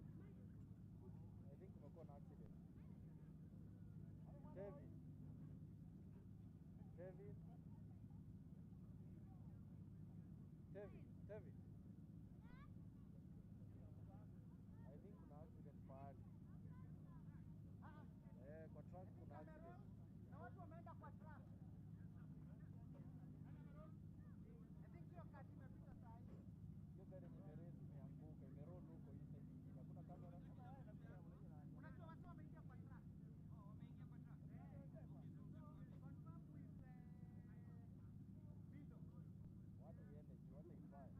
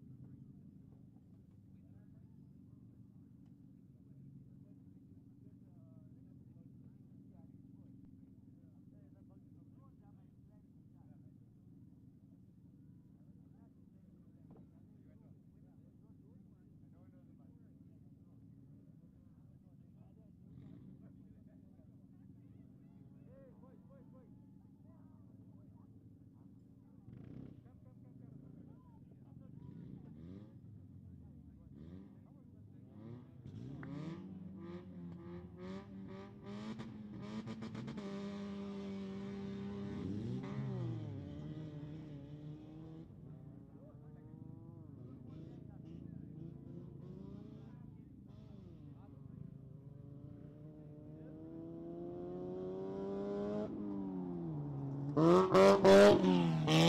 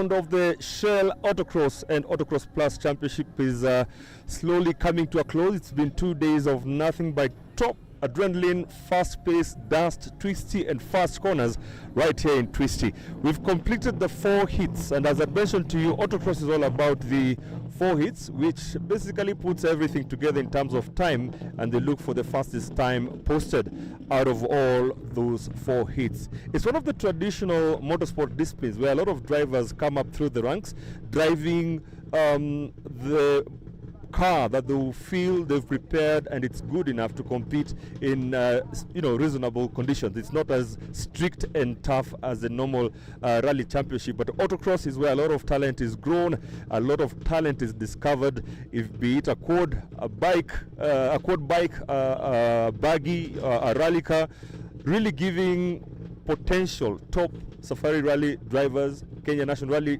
drivers, an opportunity to compete in a sport that they all love. We are still here at Twisties. Now we are preparing to get the final results of this 2-day affair, with Shabazz still being one of the names that I believe really caused a bit of upset, if you may. He's been riding a quad. He comes from a family that is very passionate about motorsports, and if you like, I could name some of the guys from that family, from the Asad Anwars to the Azar Anwar. And by the way, Azar Anwar has been here as the route opener for this 2-day event. Yesterday we had the first hit, and as I mentioned, we had the second, third, and fourth hit. I don't know. We have Neil Gohill going into the circuit, I think, to wrap up his run so far. But then again, I'd mentioned to you that we have quite a number of top rally drivers who've been very consistent in performing in the...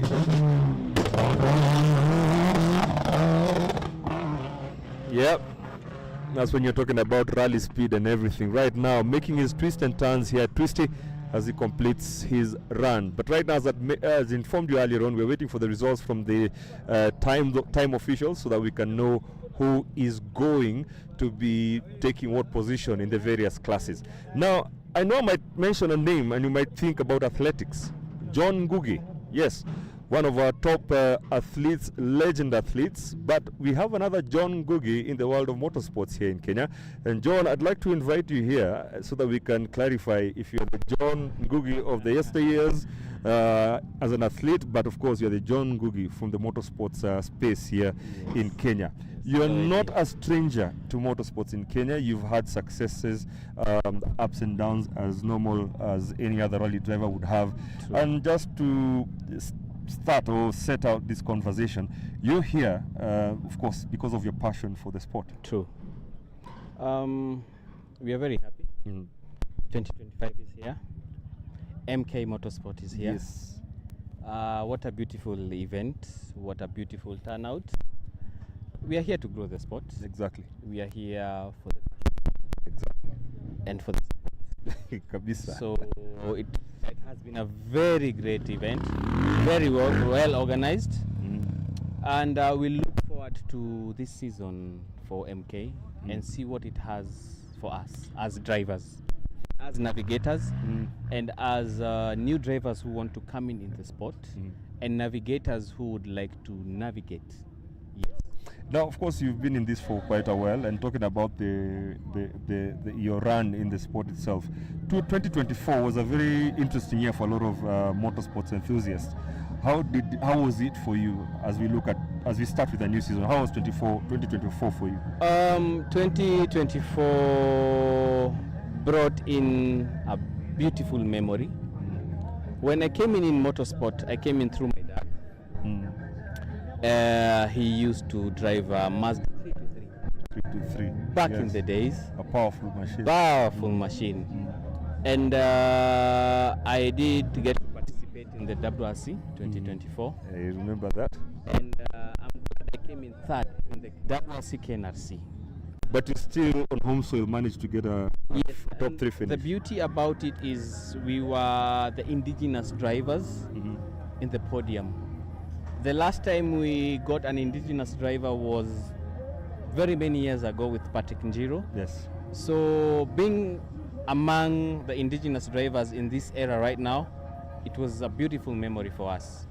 And we look forward to 2025 and see what it holds for us. Any plans? Are you looking into it yet? I mean, you're here looking at this amazing talent that is out here. I'm sure this is a good chance also to see for yourself what's happening in our autocross space here. Talent is there. Beautiful talent is there. And as motorsport, we need financial support. So we are looking into it and see if we'll still remain with the same sponsors we had last year, or we'll advance to new sponsors. Because right now, I came in 8th, then I came in 6th. This is for which competition? WRC. WRC still? Yes. Okay. I came in 8th, then we came in 6th, then we came in 3rd. That is the edition as you slowly climbed up. We climbed up the leaderboard place. Yes, exactly. And if we come in 3rd, then looks like first is here for us. So it's not a pipe dream. Let me tell you, a lot of surprises have been seen in the Safari Rally. Yes. And I know, I mean, it's really just about matter of preparation, which we all know is very key, and which must be at the top of your mind right now. I don't know if you've been doing that with your car at the moment. You've just mentioned to me there was a transaction between two cars. Yeah, there was a transaction between two cars. We had the N14. X-Don Smith. Yes. Beautiful car. Yes. And he took care of his cars very well. He did. It took us there. So we might be changing to another different car. We are yet to know. But we know we are there to progress. Exactly. And to fight for first. And your thoughts about autocross? I mean, I've been mentioning this. We've been having a lot of conversation about this being the grassroots, level for anybody getting into this sport. What are your thoughts about autocross and this new idea that they've added an AutoX Plus, where they're giving a proper experience for a rally stage, which is, this one was 4.5 kilometers. Yes. So giving guys an opportunity to experience like a taster. It's a unique idea, right? It's a unique idea mostly for the beginners. Don't be scared. We all start from somewhere. Yeah. I all started from the late Ben Moshe. Yes. As a spanner boy. Then I progressed. You really you climb you go through the ranks, eh? I go through the ranks. Yes. So it's a beautiful place to start because we're not here to judge. No. We are here to mentor you to start. Exactly. From whatever, if you want to be a driver, a navigator, if you want to do timing, it's all round. Fantastic. So the plus is a plus. True. Yes. And it wins for everybody because it's a win again, for it's a sport we all love. Yes. And a lot of you included have put in so much into the sport. I mean, it's only best to share these skills, the experience that you have, and having you here definitely must be an inspirational thing for most of the people who are looking to move to the stages like you have. Yeah. So this year, we wait and see what you're going to We wait and see, but we are here to bring fun. Yes. And let's enjoy. Kabisa. Let's enjoy. Asante. It's a beautiful sport. And it's us and the generation that's behind us. Fantastic. Yes. Wishing you all the best this season. This is John amekuwa na sisi for, I didn't even know you were here. Yeah. I didn't know you were here until you came, unless you're already in one of the parts of the sections. Yeah, I was inside the section. Okay, and that's where also a lot of, and we've been fortunate enough to have Trailblazers TV here, giving us a very, or rather an unmatched view of the route, or rather the circuit. And it's a first for motorsports, I believe, for local motorsports. Yeah. But they're looking at giving more better experiences for people who are not able to come to the ground. So definitely, you being at the forefront and seeing the action up close. Yeah. Also, the guy watching at home on his phone. Yeah. Also seeing some and of the definitely same next action. time I won't be here. I will be in my rally suit. You will be in your rally suit and you're in your rally car. Because I had too much FOMO. And you needed to come for the first round. Yeah, I had to come Fantastic. for it. Thank you so much. Karibu sana. Thank you. John Ngugi here, an ardent, a very active rally driver. As you heard, he's got some of the best finishes and he's come through the ladder up to the third place finisher for a local indigenous under the KNRC championship category in the WRC Safari Rally last year. And we are hoping that we're going to see you to do either better or just make it another great finish for you in the coming Safari Rally? We hope for a great finish, but Safari it's full of surprises. Yes. Even this autocross was full of surprises. Any motorsport event, now I am a big believer of you'll come in with plan A. Yes. But if you don't have a plan B, too bad. Too bad. Thank you so much. All right. All right, fantastic. That was John Ngugi, Kenya rally driver. And of course, when you mention John Ngugi, it brings memories, of course, of the legendary John Ngugi, who also made his, or rather, picked up his accolades in the athletics world. Right now, it's all about the machines, the autocross and the AutoX Plus, as we wind up what has been an amazing day, 2 days actually, yesterday and today, where more than 39 drivers, both young and old, came to compete in the first round of the Autocross Championship season. It's the opener. A lot of new stuff happening, a new circuit here, 1.8 kilometers for the regular Autocross and the 4.5 for the newly introduced AutoX Plus, which is a tester to, especially, I like what John said, it's really more geared towards the new rally drivers who have not experienced a proper rally stage. Out of the 39 entries, we had an array of entries in various classes, and we're waiting for the officials tabulating all the times for all the 3 heats for today, including yesterday's heat, and we'll be announcing the winners of each class at the end of today. So keep it here. We will definitely have something coming up in a short while, and maybe get another chance to speak to 1 or 2 other fans here and officials to tell us what next. But just to brief you, this is a 7-round season, and we are expecting the next round in March, and we'll be letting you know also when that's going to be happening and where it's going to be happening. Keep it on the 254 Motorsports Club Instagram page. A lot of updates coming from there. If you'd like to see the past rally action, you can also go to the YouTube channel for all the action, the interviews, everything that we had experienced between yesterday and today. So keep it here. Ahmed Kimani, talk to you in a bit. They're freestyling. They're freestyling.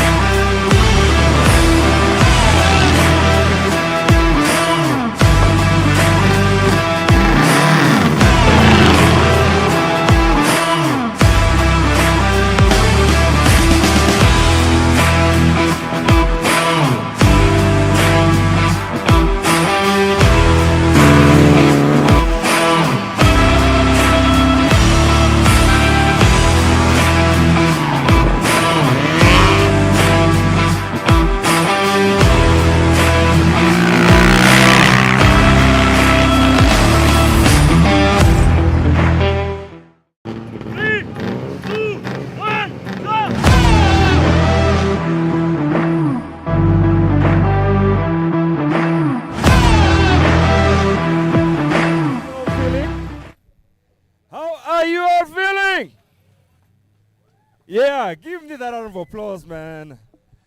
Let's lead them into it. Can you give yourselves a round of applause? Yeah, keep on clapping. 2025, the first round of the AutoX Plus Championship has finally come to an end, but definitely starting off an amazing journey as we welcome the new season. So I'm simply going to start off the program, not too much talking, but to welcome each and every one of you once again and to thank you for one amazing experience considering the 2 days. Can you give a round of applause to 254 Motorsports Club? Si wamefanya kazi mzuri? Si wamefanya kazi mzuri? Can we give a hip hip hooray to the 254 Motorsports Club, please? Hip hip! Hip hip!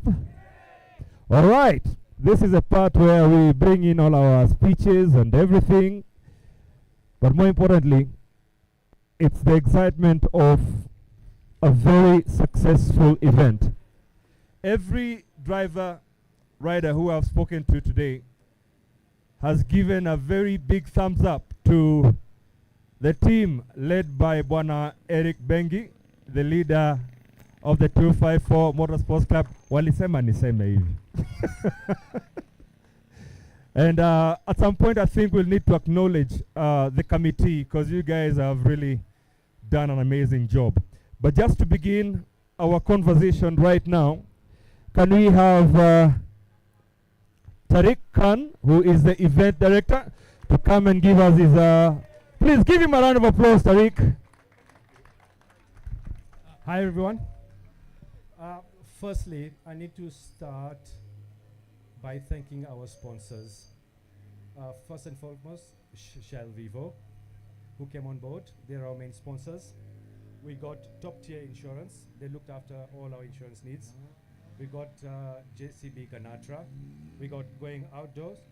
And more importantly, we got Michael Matimo. He's the landowner of this event. Please, can you just give it up for all of our sponsors, and especially Mr. Michael Matimo. He was gracious enough to let us use his land, and he's told us that everybody is welcome here.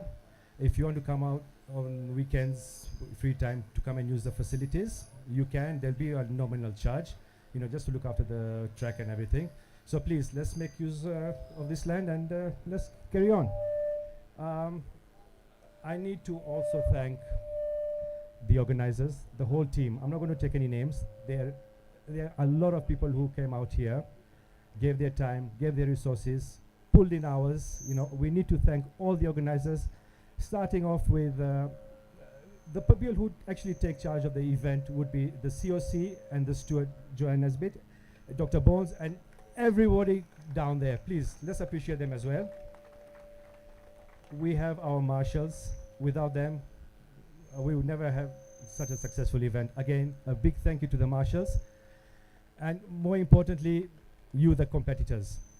We've done this just simply for you people. You guys have come out.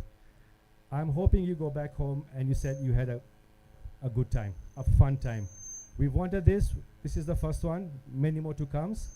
Whatever you guys want, let us know. Positives, negatives, criticisms, anything. Let us know. We can only improve from here. 2025 is looking very good and very promising. That's about it. I just want to acknowledge the presence of one person here. He's the KMSF chairman, Maina Muturi. We're lucky that he's come to see what 254 Motorsports Club can do. And I hope he can take this message back to Simba Union. Tell them motorsport is alive. People are hungry for motorsport. 254 Motorsports Club is doing a fantastic job. And before I conclude, I would just like to say if there's any sponsor out there, I'm looking for a flask that I can use my coffee with. Tariq, asante sana. Please, a round of applause for Tariq and the amazing team that he led to have this event happen. At this point, I'd like to welcome the club secretary, John Kadivani, please. Ako wapi? wamesema maneno machache.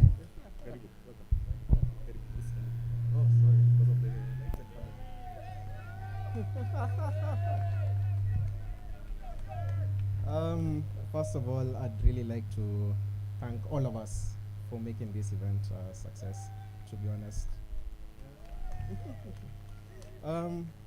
As you all know, 254 Motorsports Club is compliant with the Sports Act.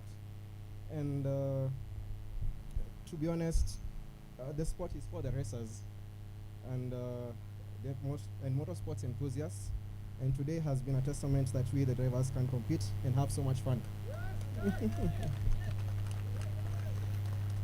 Lastly, I'd like to thank all stakeholders who have made this a success. Thank you, drivers. To be honest, these 2 days have been amazing for all of us. Thank you, sponsors, and thank you, everybody as a whole, for making this a great, great success. And lastly, if you guys have any feedback, any questions, queries, etc., kindly reach out. Tell us. It's all for us. Thank you. Mr. Karivane, Club Secretary, 254 Motorsports Club. And now, somebody who we really should be giving a big and a heavy round of applause. Can I have Mr. Matimu? He is our host, the man who has given us this opportunity to host this. Can you give him a round of applause? He allowed us to create a whole new, is it 6 kilometers? How many kilometers? 6 kilometers on his land. Karibu sana. Give us a few words. Hamjambo.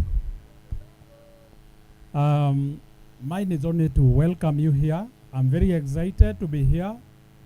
I'm very happy because it was the first event. It was successful. I've been farming here, doing tomatoes, onions, but these days look like I'll be farming rally cars. I hope it will pay better. So, karibuni sana. Anytime for practice, for the events, you are most welcome. Thank you. Makofi mzito kuliko hiyo tafadhali. Okay, can we have a representative from Shell? But before a representative from Shell comes through, I'd like us to give a big round of applause to Shell. Once again, they've begun this season on a high by supporting the season once again. Please give it up for Shell, Vivo Energy. Thank you so much. And Bwana Altafu Kwabi, JCB, they are the ones who did the heavy lifting, ensuring that the course looks good and well graded. Akwapi Bwana Altafu. Is he here? Where? We'd like a representative from JCB to come and say a word or two.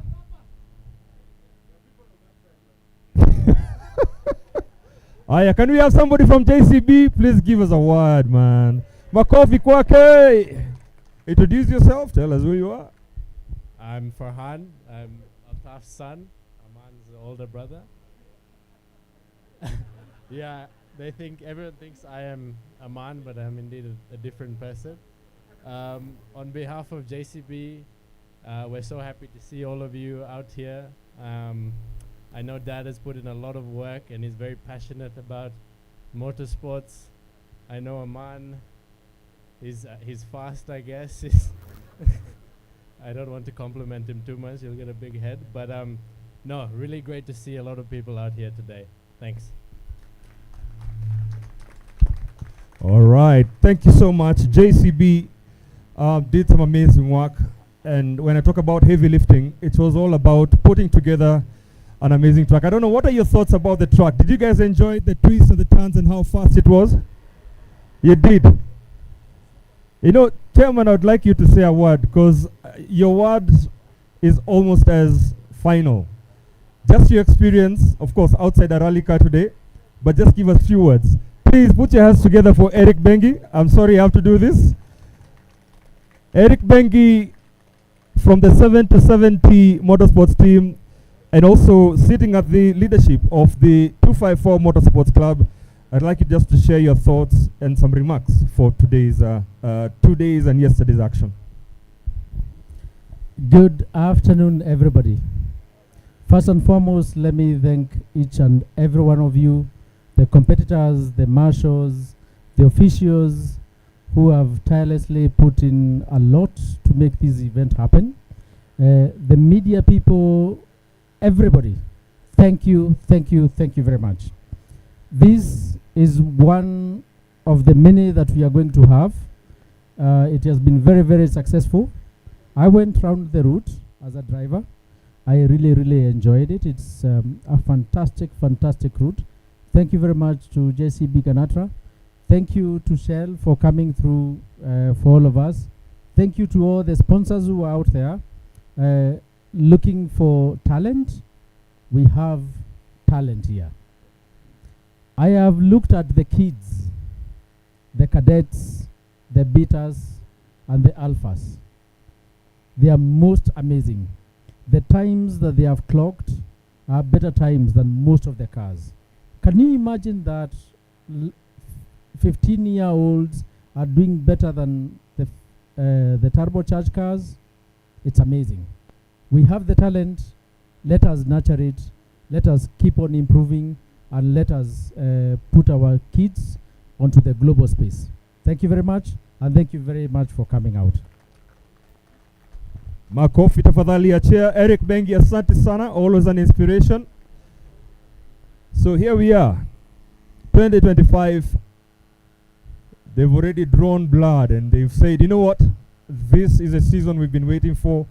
The outside box thinking, new idea, fresh ideas.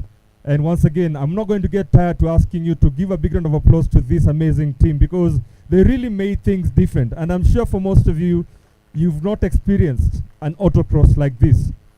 Today we had the amazing live transmission all through the day, something that is a first on YouTube. So just in case you'd like to relive some of the great moments of your driving or your favorite team or driver, go to YouTube and I'll be giving you that. Actually, let me do that right now. You can take this down. It is Motorsport Kenya. Look for Motorsport Kenya and subscribe on YouTube. And also look out for Trailblazers TV on YouTube. That's where all the live streaming that we've had today will be. All right, are you ready to crown the champions? Only one person is ready. Only Sushil is ready. Are you ready to crown our first champions for the season? All right. To do this, I'd like to welcome here to join me somebody who's very passionate about this sport. We all are familiar with him. He was newly appointed recently as the ambassador to the UN, and I believe he is here with us, if I'm not wrong. Bwana Ababu Namwamba, is he here with us? Where is he? Sorry? Yes, could somebody call him, please?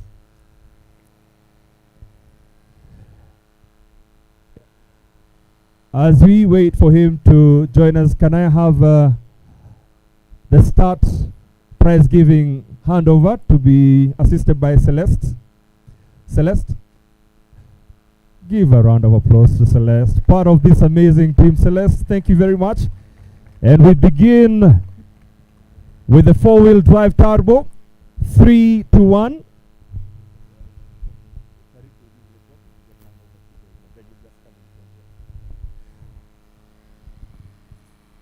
Taking up the third spot in the four-wheel drive turbo class. Can you put your hands together for Aman Ganatra?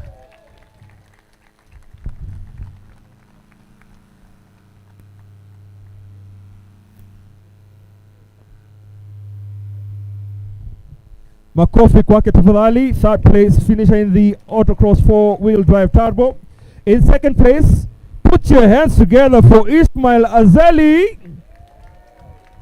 Looking all cool, calm and collected. Makofi yaga, usichoke tafadhali. Well done to Ismail Azali. Well done. Together with the team manager. Well done. Well done, guys. And don't go don't go in a hurry. Just take a quick photo.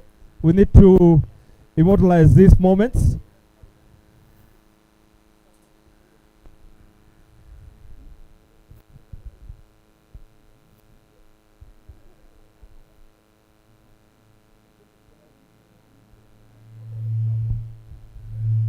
Okay. Even the event director said, you know what? That Facebook photo, I will need it. Well done. Well done to Ishmael Azali, finishing second, four-wheel drive turbo. And taking the top spot in the four-wheel drive turbo. Please put your hands together for first place finisher, Harpreet Bogal. Fastest time.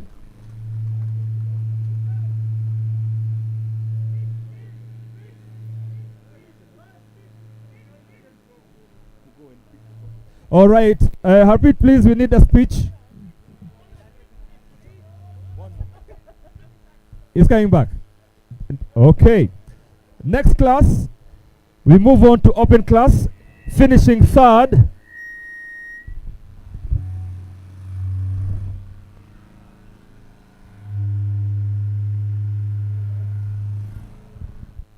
Open class, we move on to the third place. Azwar Malik in open class. There you go. Spoke to him this morning, and that's the same smile he had on his face. I think he knew what he was coming to do and to get the job done. Finishing third. In second place, open class, Neil Gohil. Yes. Well done and congratulations. Kabisa.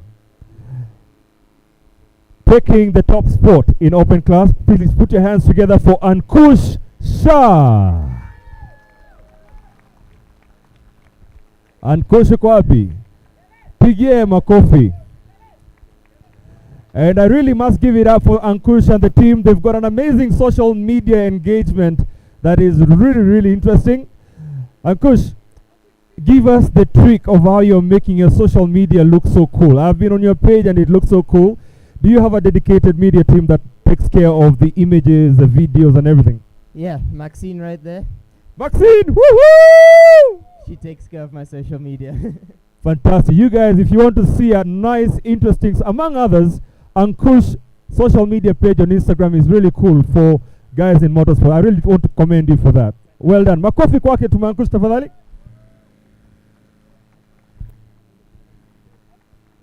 All right, to help us hand over the next set of trophies, can I have Michael? Michael Matimu tafadhali. Leo utafanya kazi leo. You are ready. Nitakuomba usimame hapa kwa mwangaza kidogo tu hapa ndio tukuone. All right, four-wheel drive non-turbo. Finishing second, Saika Sparrow. Saika Sparrow, karibu sana, congratulations.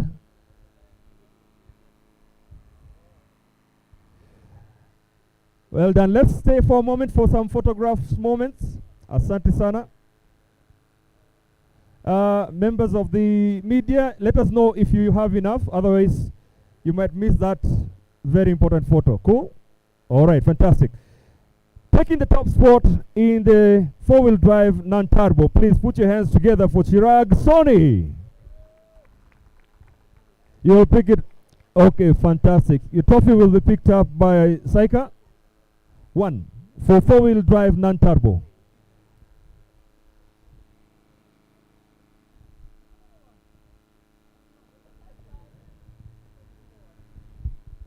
Well done to Chirag. Well done. Congratulations. Asante sana, Michael. Michael will still need you. Don't go too far.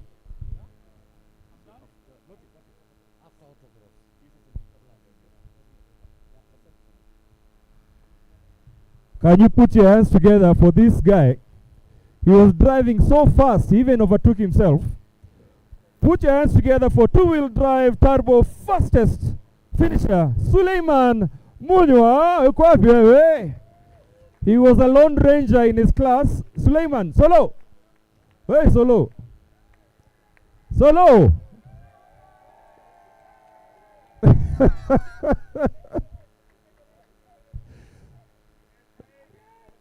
Saidiani solo. One. for two-wheel drive turbo. Solo, you'll tell us how you managed to overtake yourself, but again, we understand the passion you have for this sport. Do you guys want a speech? Speech? Speech? Kuna watu hapa wamesema no. Well done. Makofi ya Solo. Wana Michael, tuko na wewe bado. We move on now to the two-wheel drive non-turbo car. Let's welcome back to the front of the tent, not to the back. John Karivane, finishing third in two-wheel drive non-turbo car. Makofi yake tafadhali, msichoke.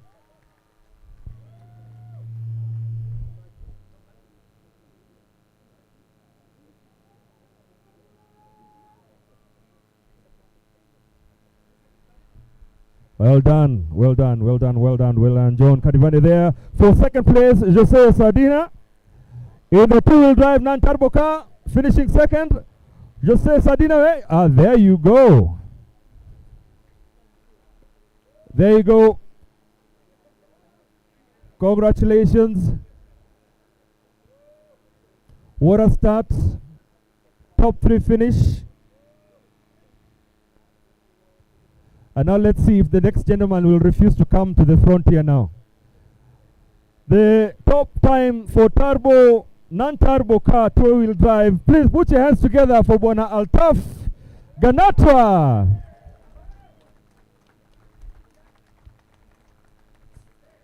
And there they have a chest bump, tummy bump. Please, makofi ya Altaf tafadhali.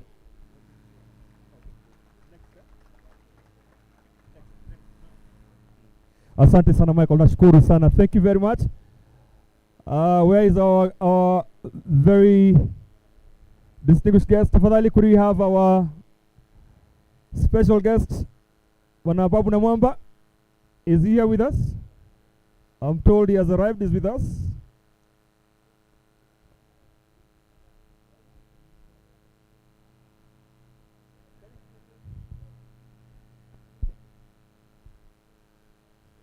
Oh, there you go. Aya, karibu sana. Nitakuomba usimame hapa as we hand over the next set of trophies. And this is for the quad bikes. Can you put your hands together for second place finisher, Wayne Fernandez? Fernandez! There you go.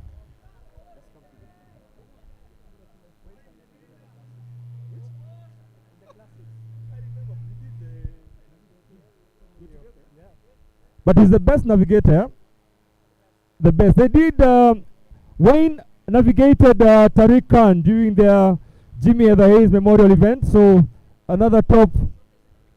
Is it a shot? I thought it was Keith. Shorter than Keith. Does Keith know about this? We will inform him. No, but mine, amemtoa rangi kidogo, but it's okay. We will deal with it. Well done to Wayne. Congratulations to you.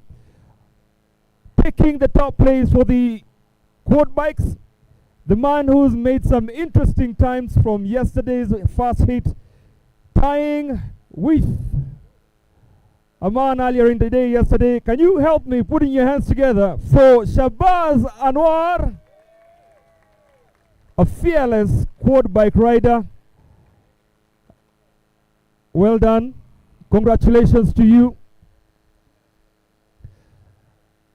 Now, I'll ask you, Shabazz, for a photo moment, Shabazz. For a photo. No.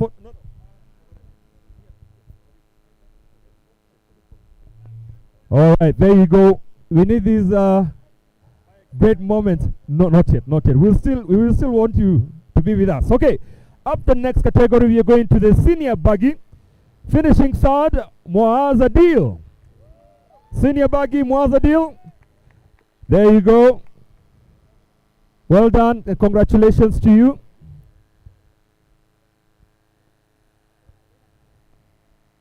Up next, finishing second, can we have Fahim Abdul Malik, finishing second in the senior buggy.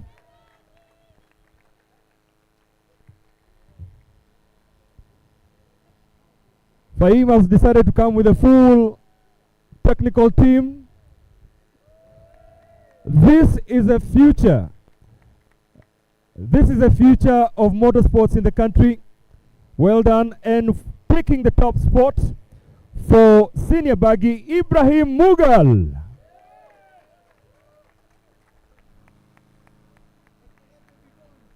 Oh, baby bones ndio huyu.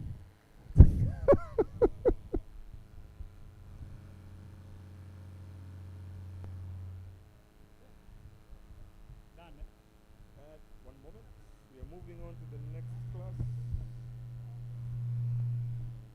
Sorry? Are we going to the AutoX Plus? Are we going to the AutoX? Yes, we're going to Plus.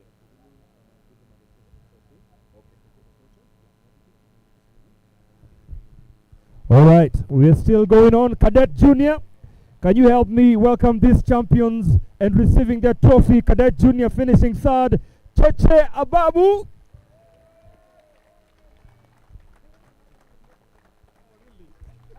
Cheche uko wapi? There you go, Cheche Ababu, the calm, cool and collected young lad receiving the trophy from dad. These are those moments you remember for a long time, and well done to Cheche Ababu finishing third in the Cadet Junior. Well done. In second place, UV Rajput. Makofia UV. UV has really come up the ranks in motorsports, and it's great to see the amazing talent this young man has showcased over the years, and good to see him still completing events top 3. Well done. And the top place, Cadet Junior, best time, Ian Bengi.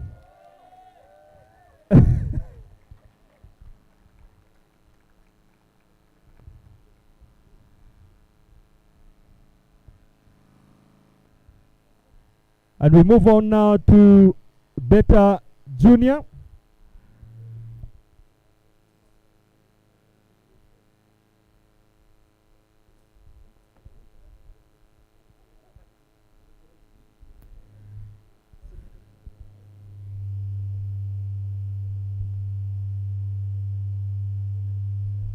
All right, I'd like to thank our guests. Asante sana. We're still going to be calling upon you, so don't stay too far. I'll once again request Celeste to join us here. Oh, Celeste, nobody gave you the memo. We are moving on now to the Beta Junior and Alpha Junior to wrap up the autocross. Sweeping and taking away the Beta Junior, please put your hands together for Alan Bengi.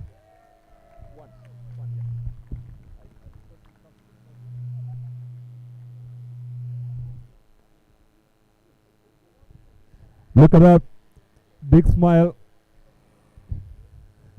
Very, very happy Alan Bengi there. Well done.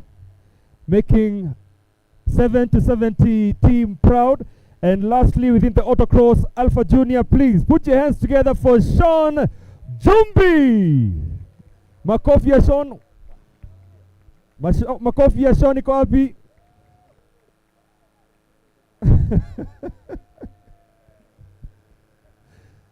Let's have a big smile, Sean. This is a very important moment for you. Congratulations and well done.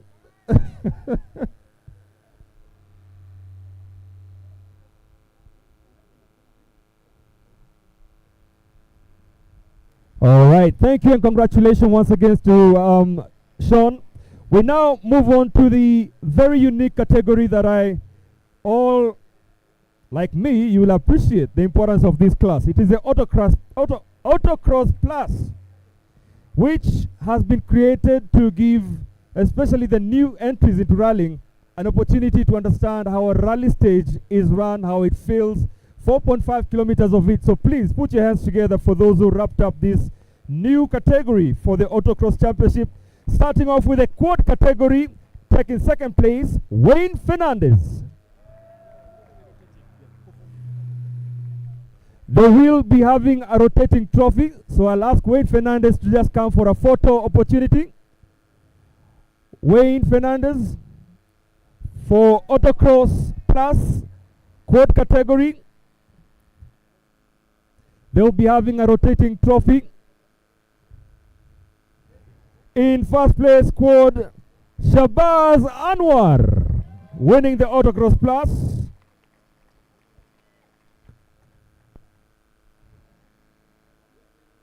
A good start to the season for all these drivers and riders, and we do commend all of them. We now move on to the open class, finishing third, Asfar Malik. What a good day in the office, yeah?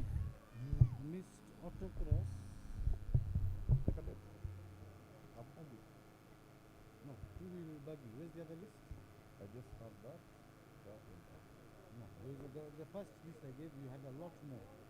I think you've missed one. Two-wheel drive turbo.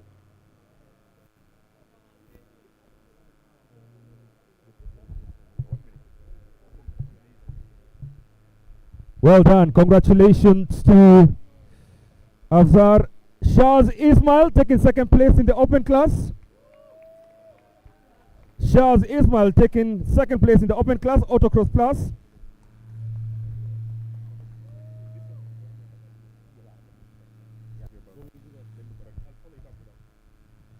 All right, well done. Congratulations once again for that finish. And to wrap up open class, Neil Gohill.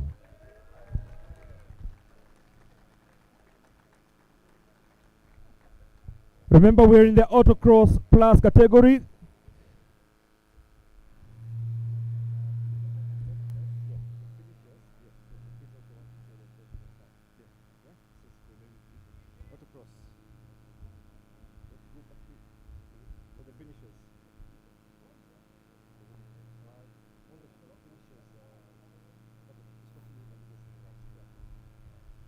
All right, fantastic. Now we move on to the two-wheel drive non-turbo in the Autocross Plus. Tariq Rashid for third place. Tariq Rashid, where is Tariq? Tariq Rashid.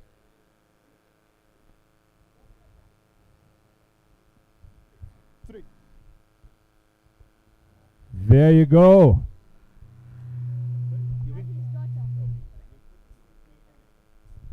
Represented here by his daughter. Well done. Congratulations. Two-wheel drive non-turbo third place finisher. In second place, two-wheel drive non-turbo Autocross Plus, Altaf Ganatwa. Now we need this clapping to be a little bit more louder. It's not an easy job what they get to do out there, but definitely a proud moment for every one of them. Remember, these trophies will be revolving for the Autocross Plus. Well done to Altaf. First place, two-wheel drive non-turbo, Jose Sardinia. Well done.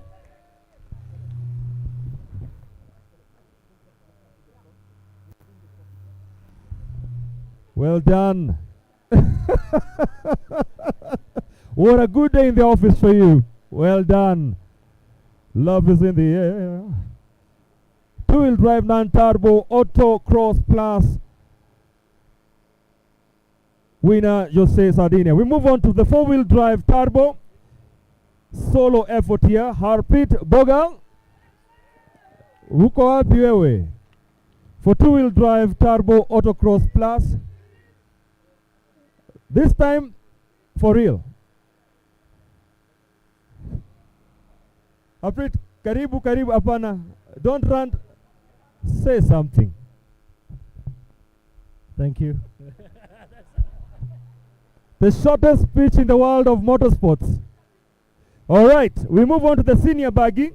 Put your hands together for the solo finisher here, Ibrahim Mughal. Ibrahim Mughal.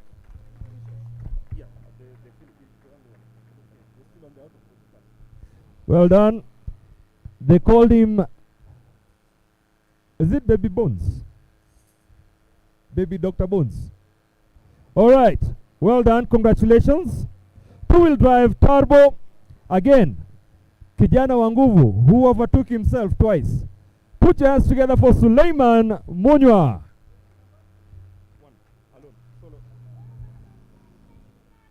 Suleiman, and he's also his own cheerleader.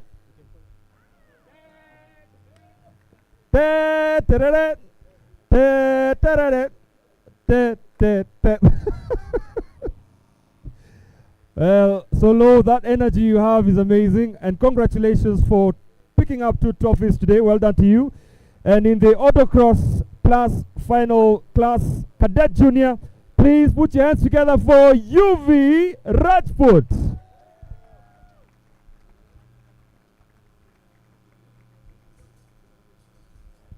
Congratulations once again for all those picking up their double trophies. Well done. And one that I skipped mistakenly, could you put your hands together for the Autocross 2-wheel drive turbo buggy second and fast finisher? The second place, Abdul Rashid.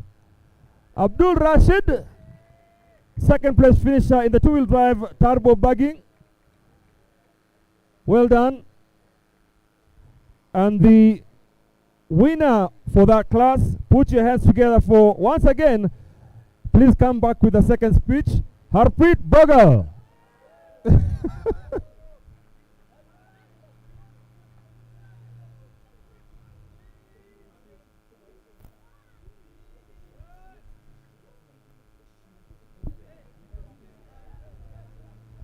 Okay, Tariq, thank you very much, Celeste. Thank you very much. All right, Eric Bengi, Chair, Tafadhali, you'll help us hand over the trophies.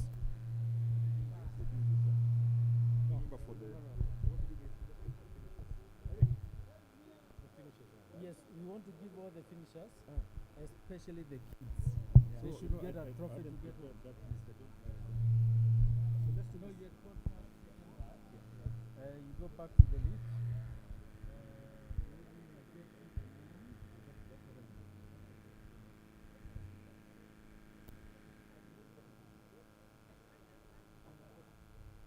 So how many are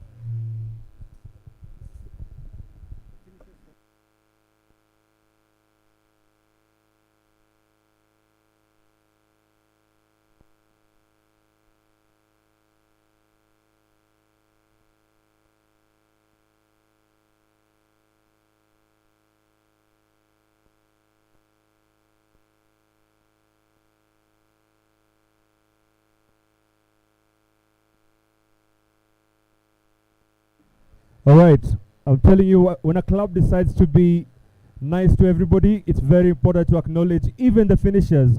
So I'd like to acknowledge these finishers who we are going to be awarding their trophies in the junior cadet buggy class. Can I have Karamveer? Karamveer, where are you? To receive your finishers trophy. Karamveer? Karamveer? Okay. Is he here with us? Somebody from the team to represent the team? Ah, fantastic.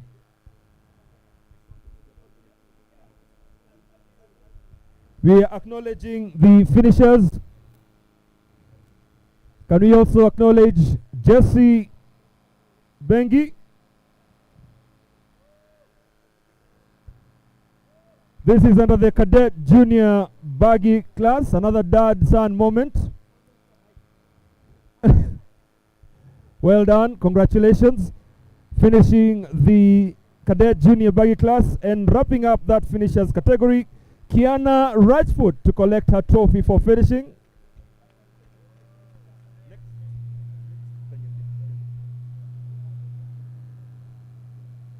Well done to Kiana Rajput.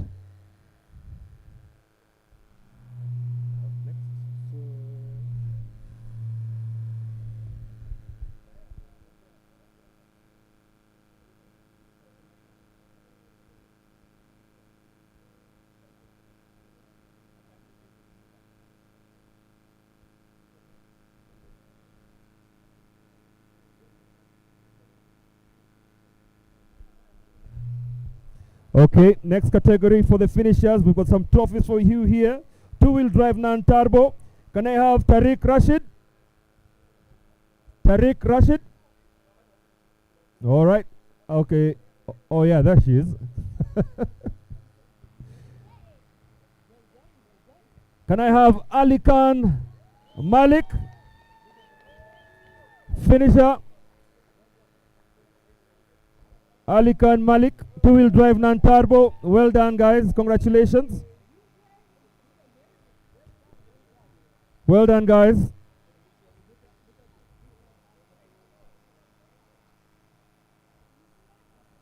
Up next, we have Shazana Anwar.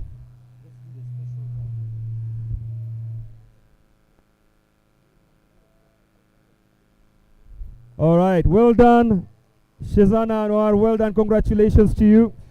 We are just about to wrap up. Abdul Daim. Well done. Abdul, umekuja na cheering squad, eh? Well, kelele Abdul iko wapi? Yeah, that's what I'm talking about. Congratulations, finishing in the two-wheel drive non-turbo. Can I have Pius Njiru? Pius Njiru uko wapi? Something to celebrate, Pius. Well done. I know it was a tough start for you today. It was a tough start, but definitely the spirit of not giving up. Well done. And also Adriano Varese. Adriano, where are you? Finisher, class two-wheel drive, non-turbo. Good stuff. Leonardo, height here has gone completely. Well done. Well done.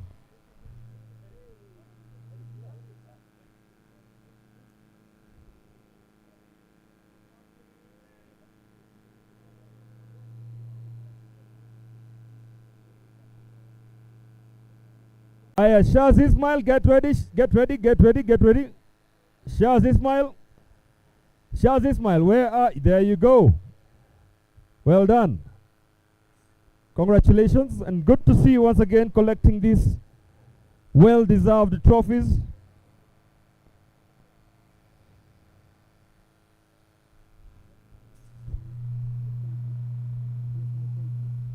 Michael Mutavia. Michael Lukapi. There he goes. Makofia Michael Tafadhali, finisher in the open class. Duncan Maina up next. Duncan Maina. Duncan Maina. Duncan Maina. He is not here. Who can you collect for him?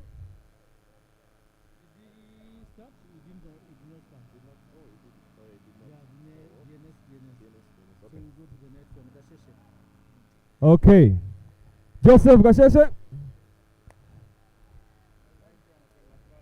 Now, Joseph, I'm going to ask for a speech. Yes, you see, I was right. Yes, Joseph. It's good to see you.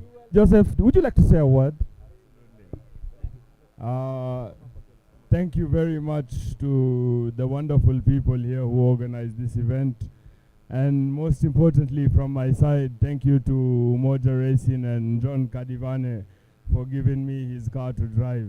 I really appreciate it. Thank you. All right, and wrapping up open class, John Kadivane, finishing in that class.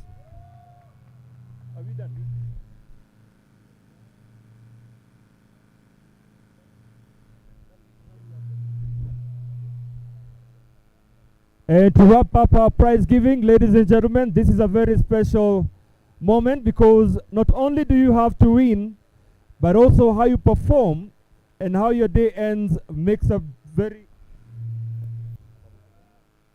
We are going to... Asante sana, Eric. Now we go to the big ones now for the most improved driver. Junior, put your hands together for Ian Bengi. And I'll ask Bwana Babu Namwamba to come and hand over this trophy to Ian Bengi for most improved driver. Most improved driver, Junior. Put your hands together for Ian Bengi. Well done. Most improved car, Asfar. Asfar uko wapi? Asfar. Most improved in the car category. You're even surprised, eh? We are watching. He's in shock. How can this be? You did well today in the office today, man. Well done, Asfar, well done. And for the senior buggy, most improved, Ibrahim. Ibrahim, wewe wapi? Ibrahim, for senior buggy. Aha, there you go. Today is a trophy collection day. Well done, guys. Up next, put your hands together for the fastest time. In autocross, fastest time of the day, Ankush. Ankush, fastest time of the day in autocross. Well done, Ankush. Putting in the best time in the autocross category. Yes. Well done, congratulations. And in the Autocross Plus category, please put your hands together for the man of the moment, Shabazz Anwar, fastest time of the day in the Autocross Plus. Well done, congratulations. And we now move on to the ladies.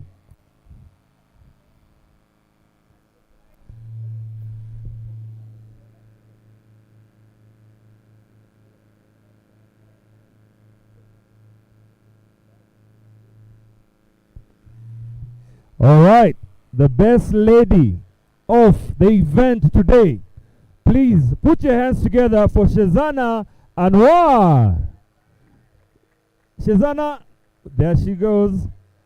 Well done for the best performing lady today, Shazana Anwar. And can I have Saika Sparrow and Kiana Rajput, please? Saika Sparrow and Kiana Rajput to join Shazana. Now, ladies and gentlemen, we are appreciating Saika and Kiana in the ladies category. Can you give them a big round of applause?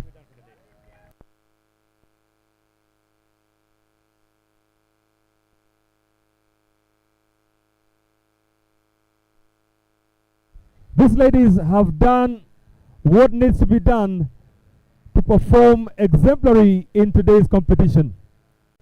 Ningetaka kuwashukuru nyote. I would like to say thank you to everyone for being patient and waiting up to this moment as we celebrate another.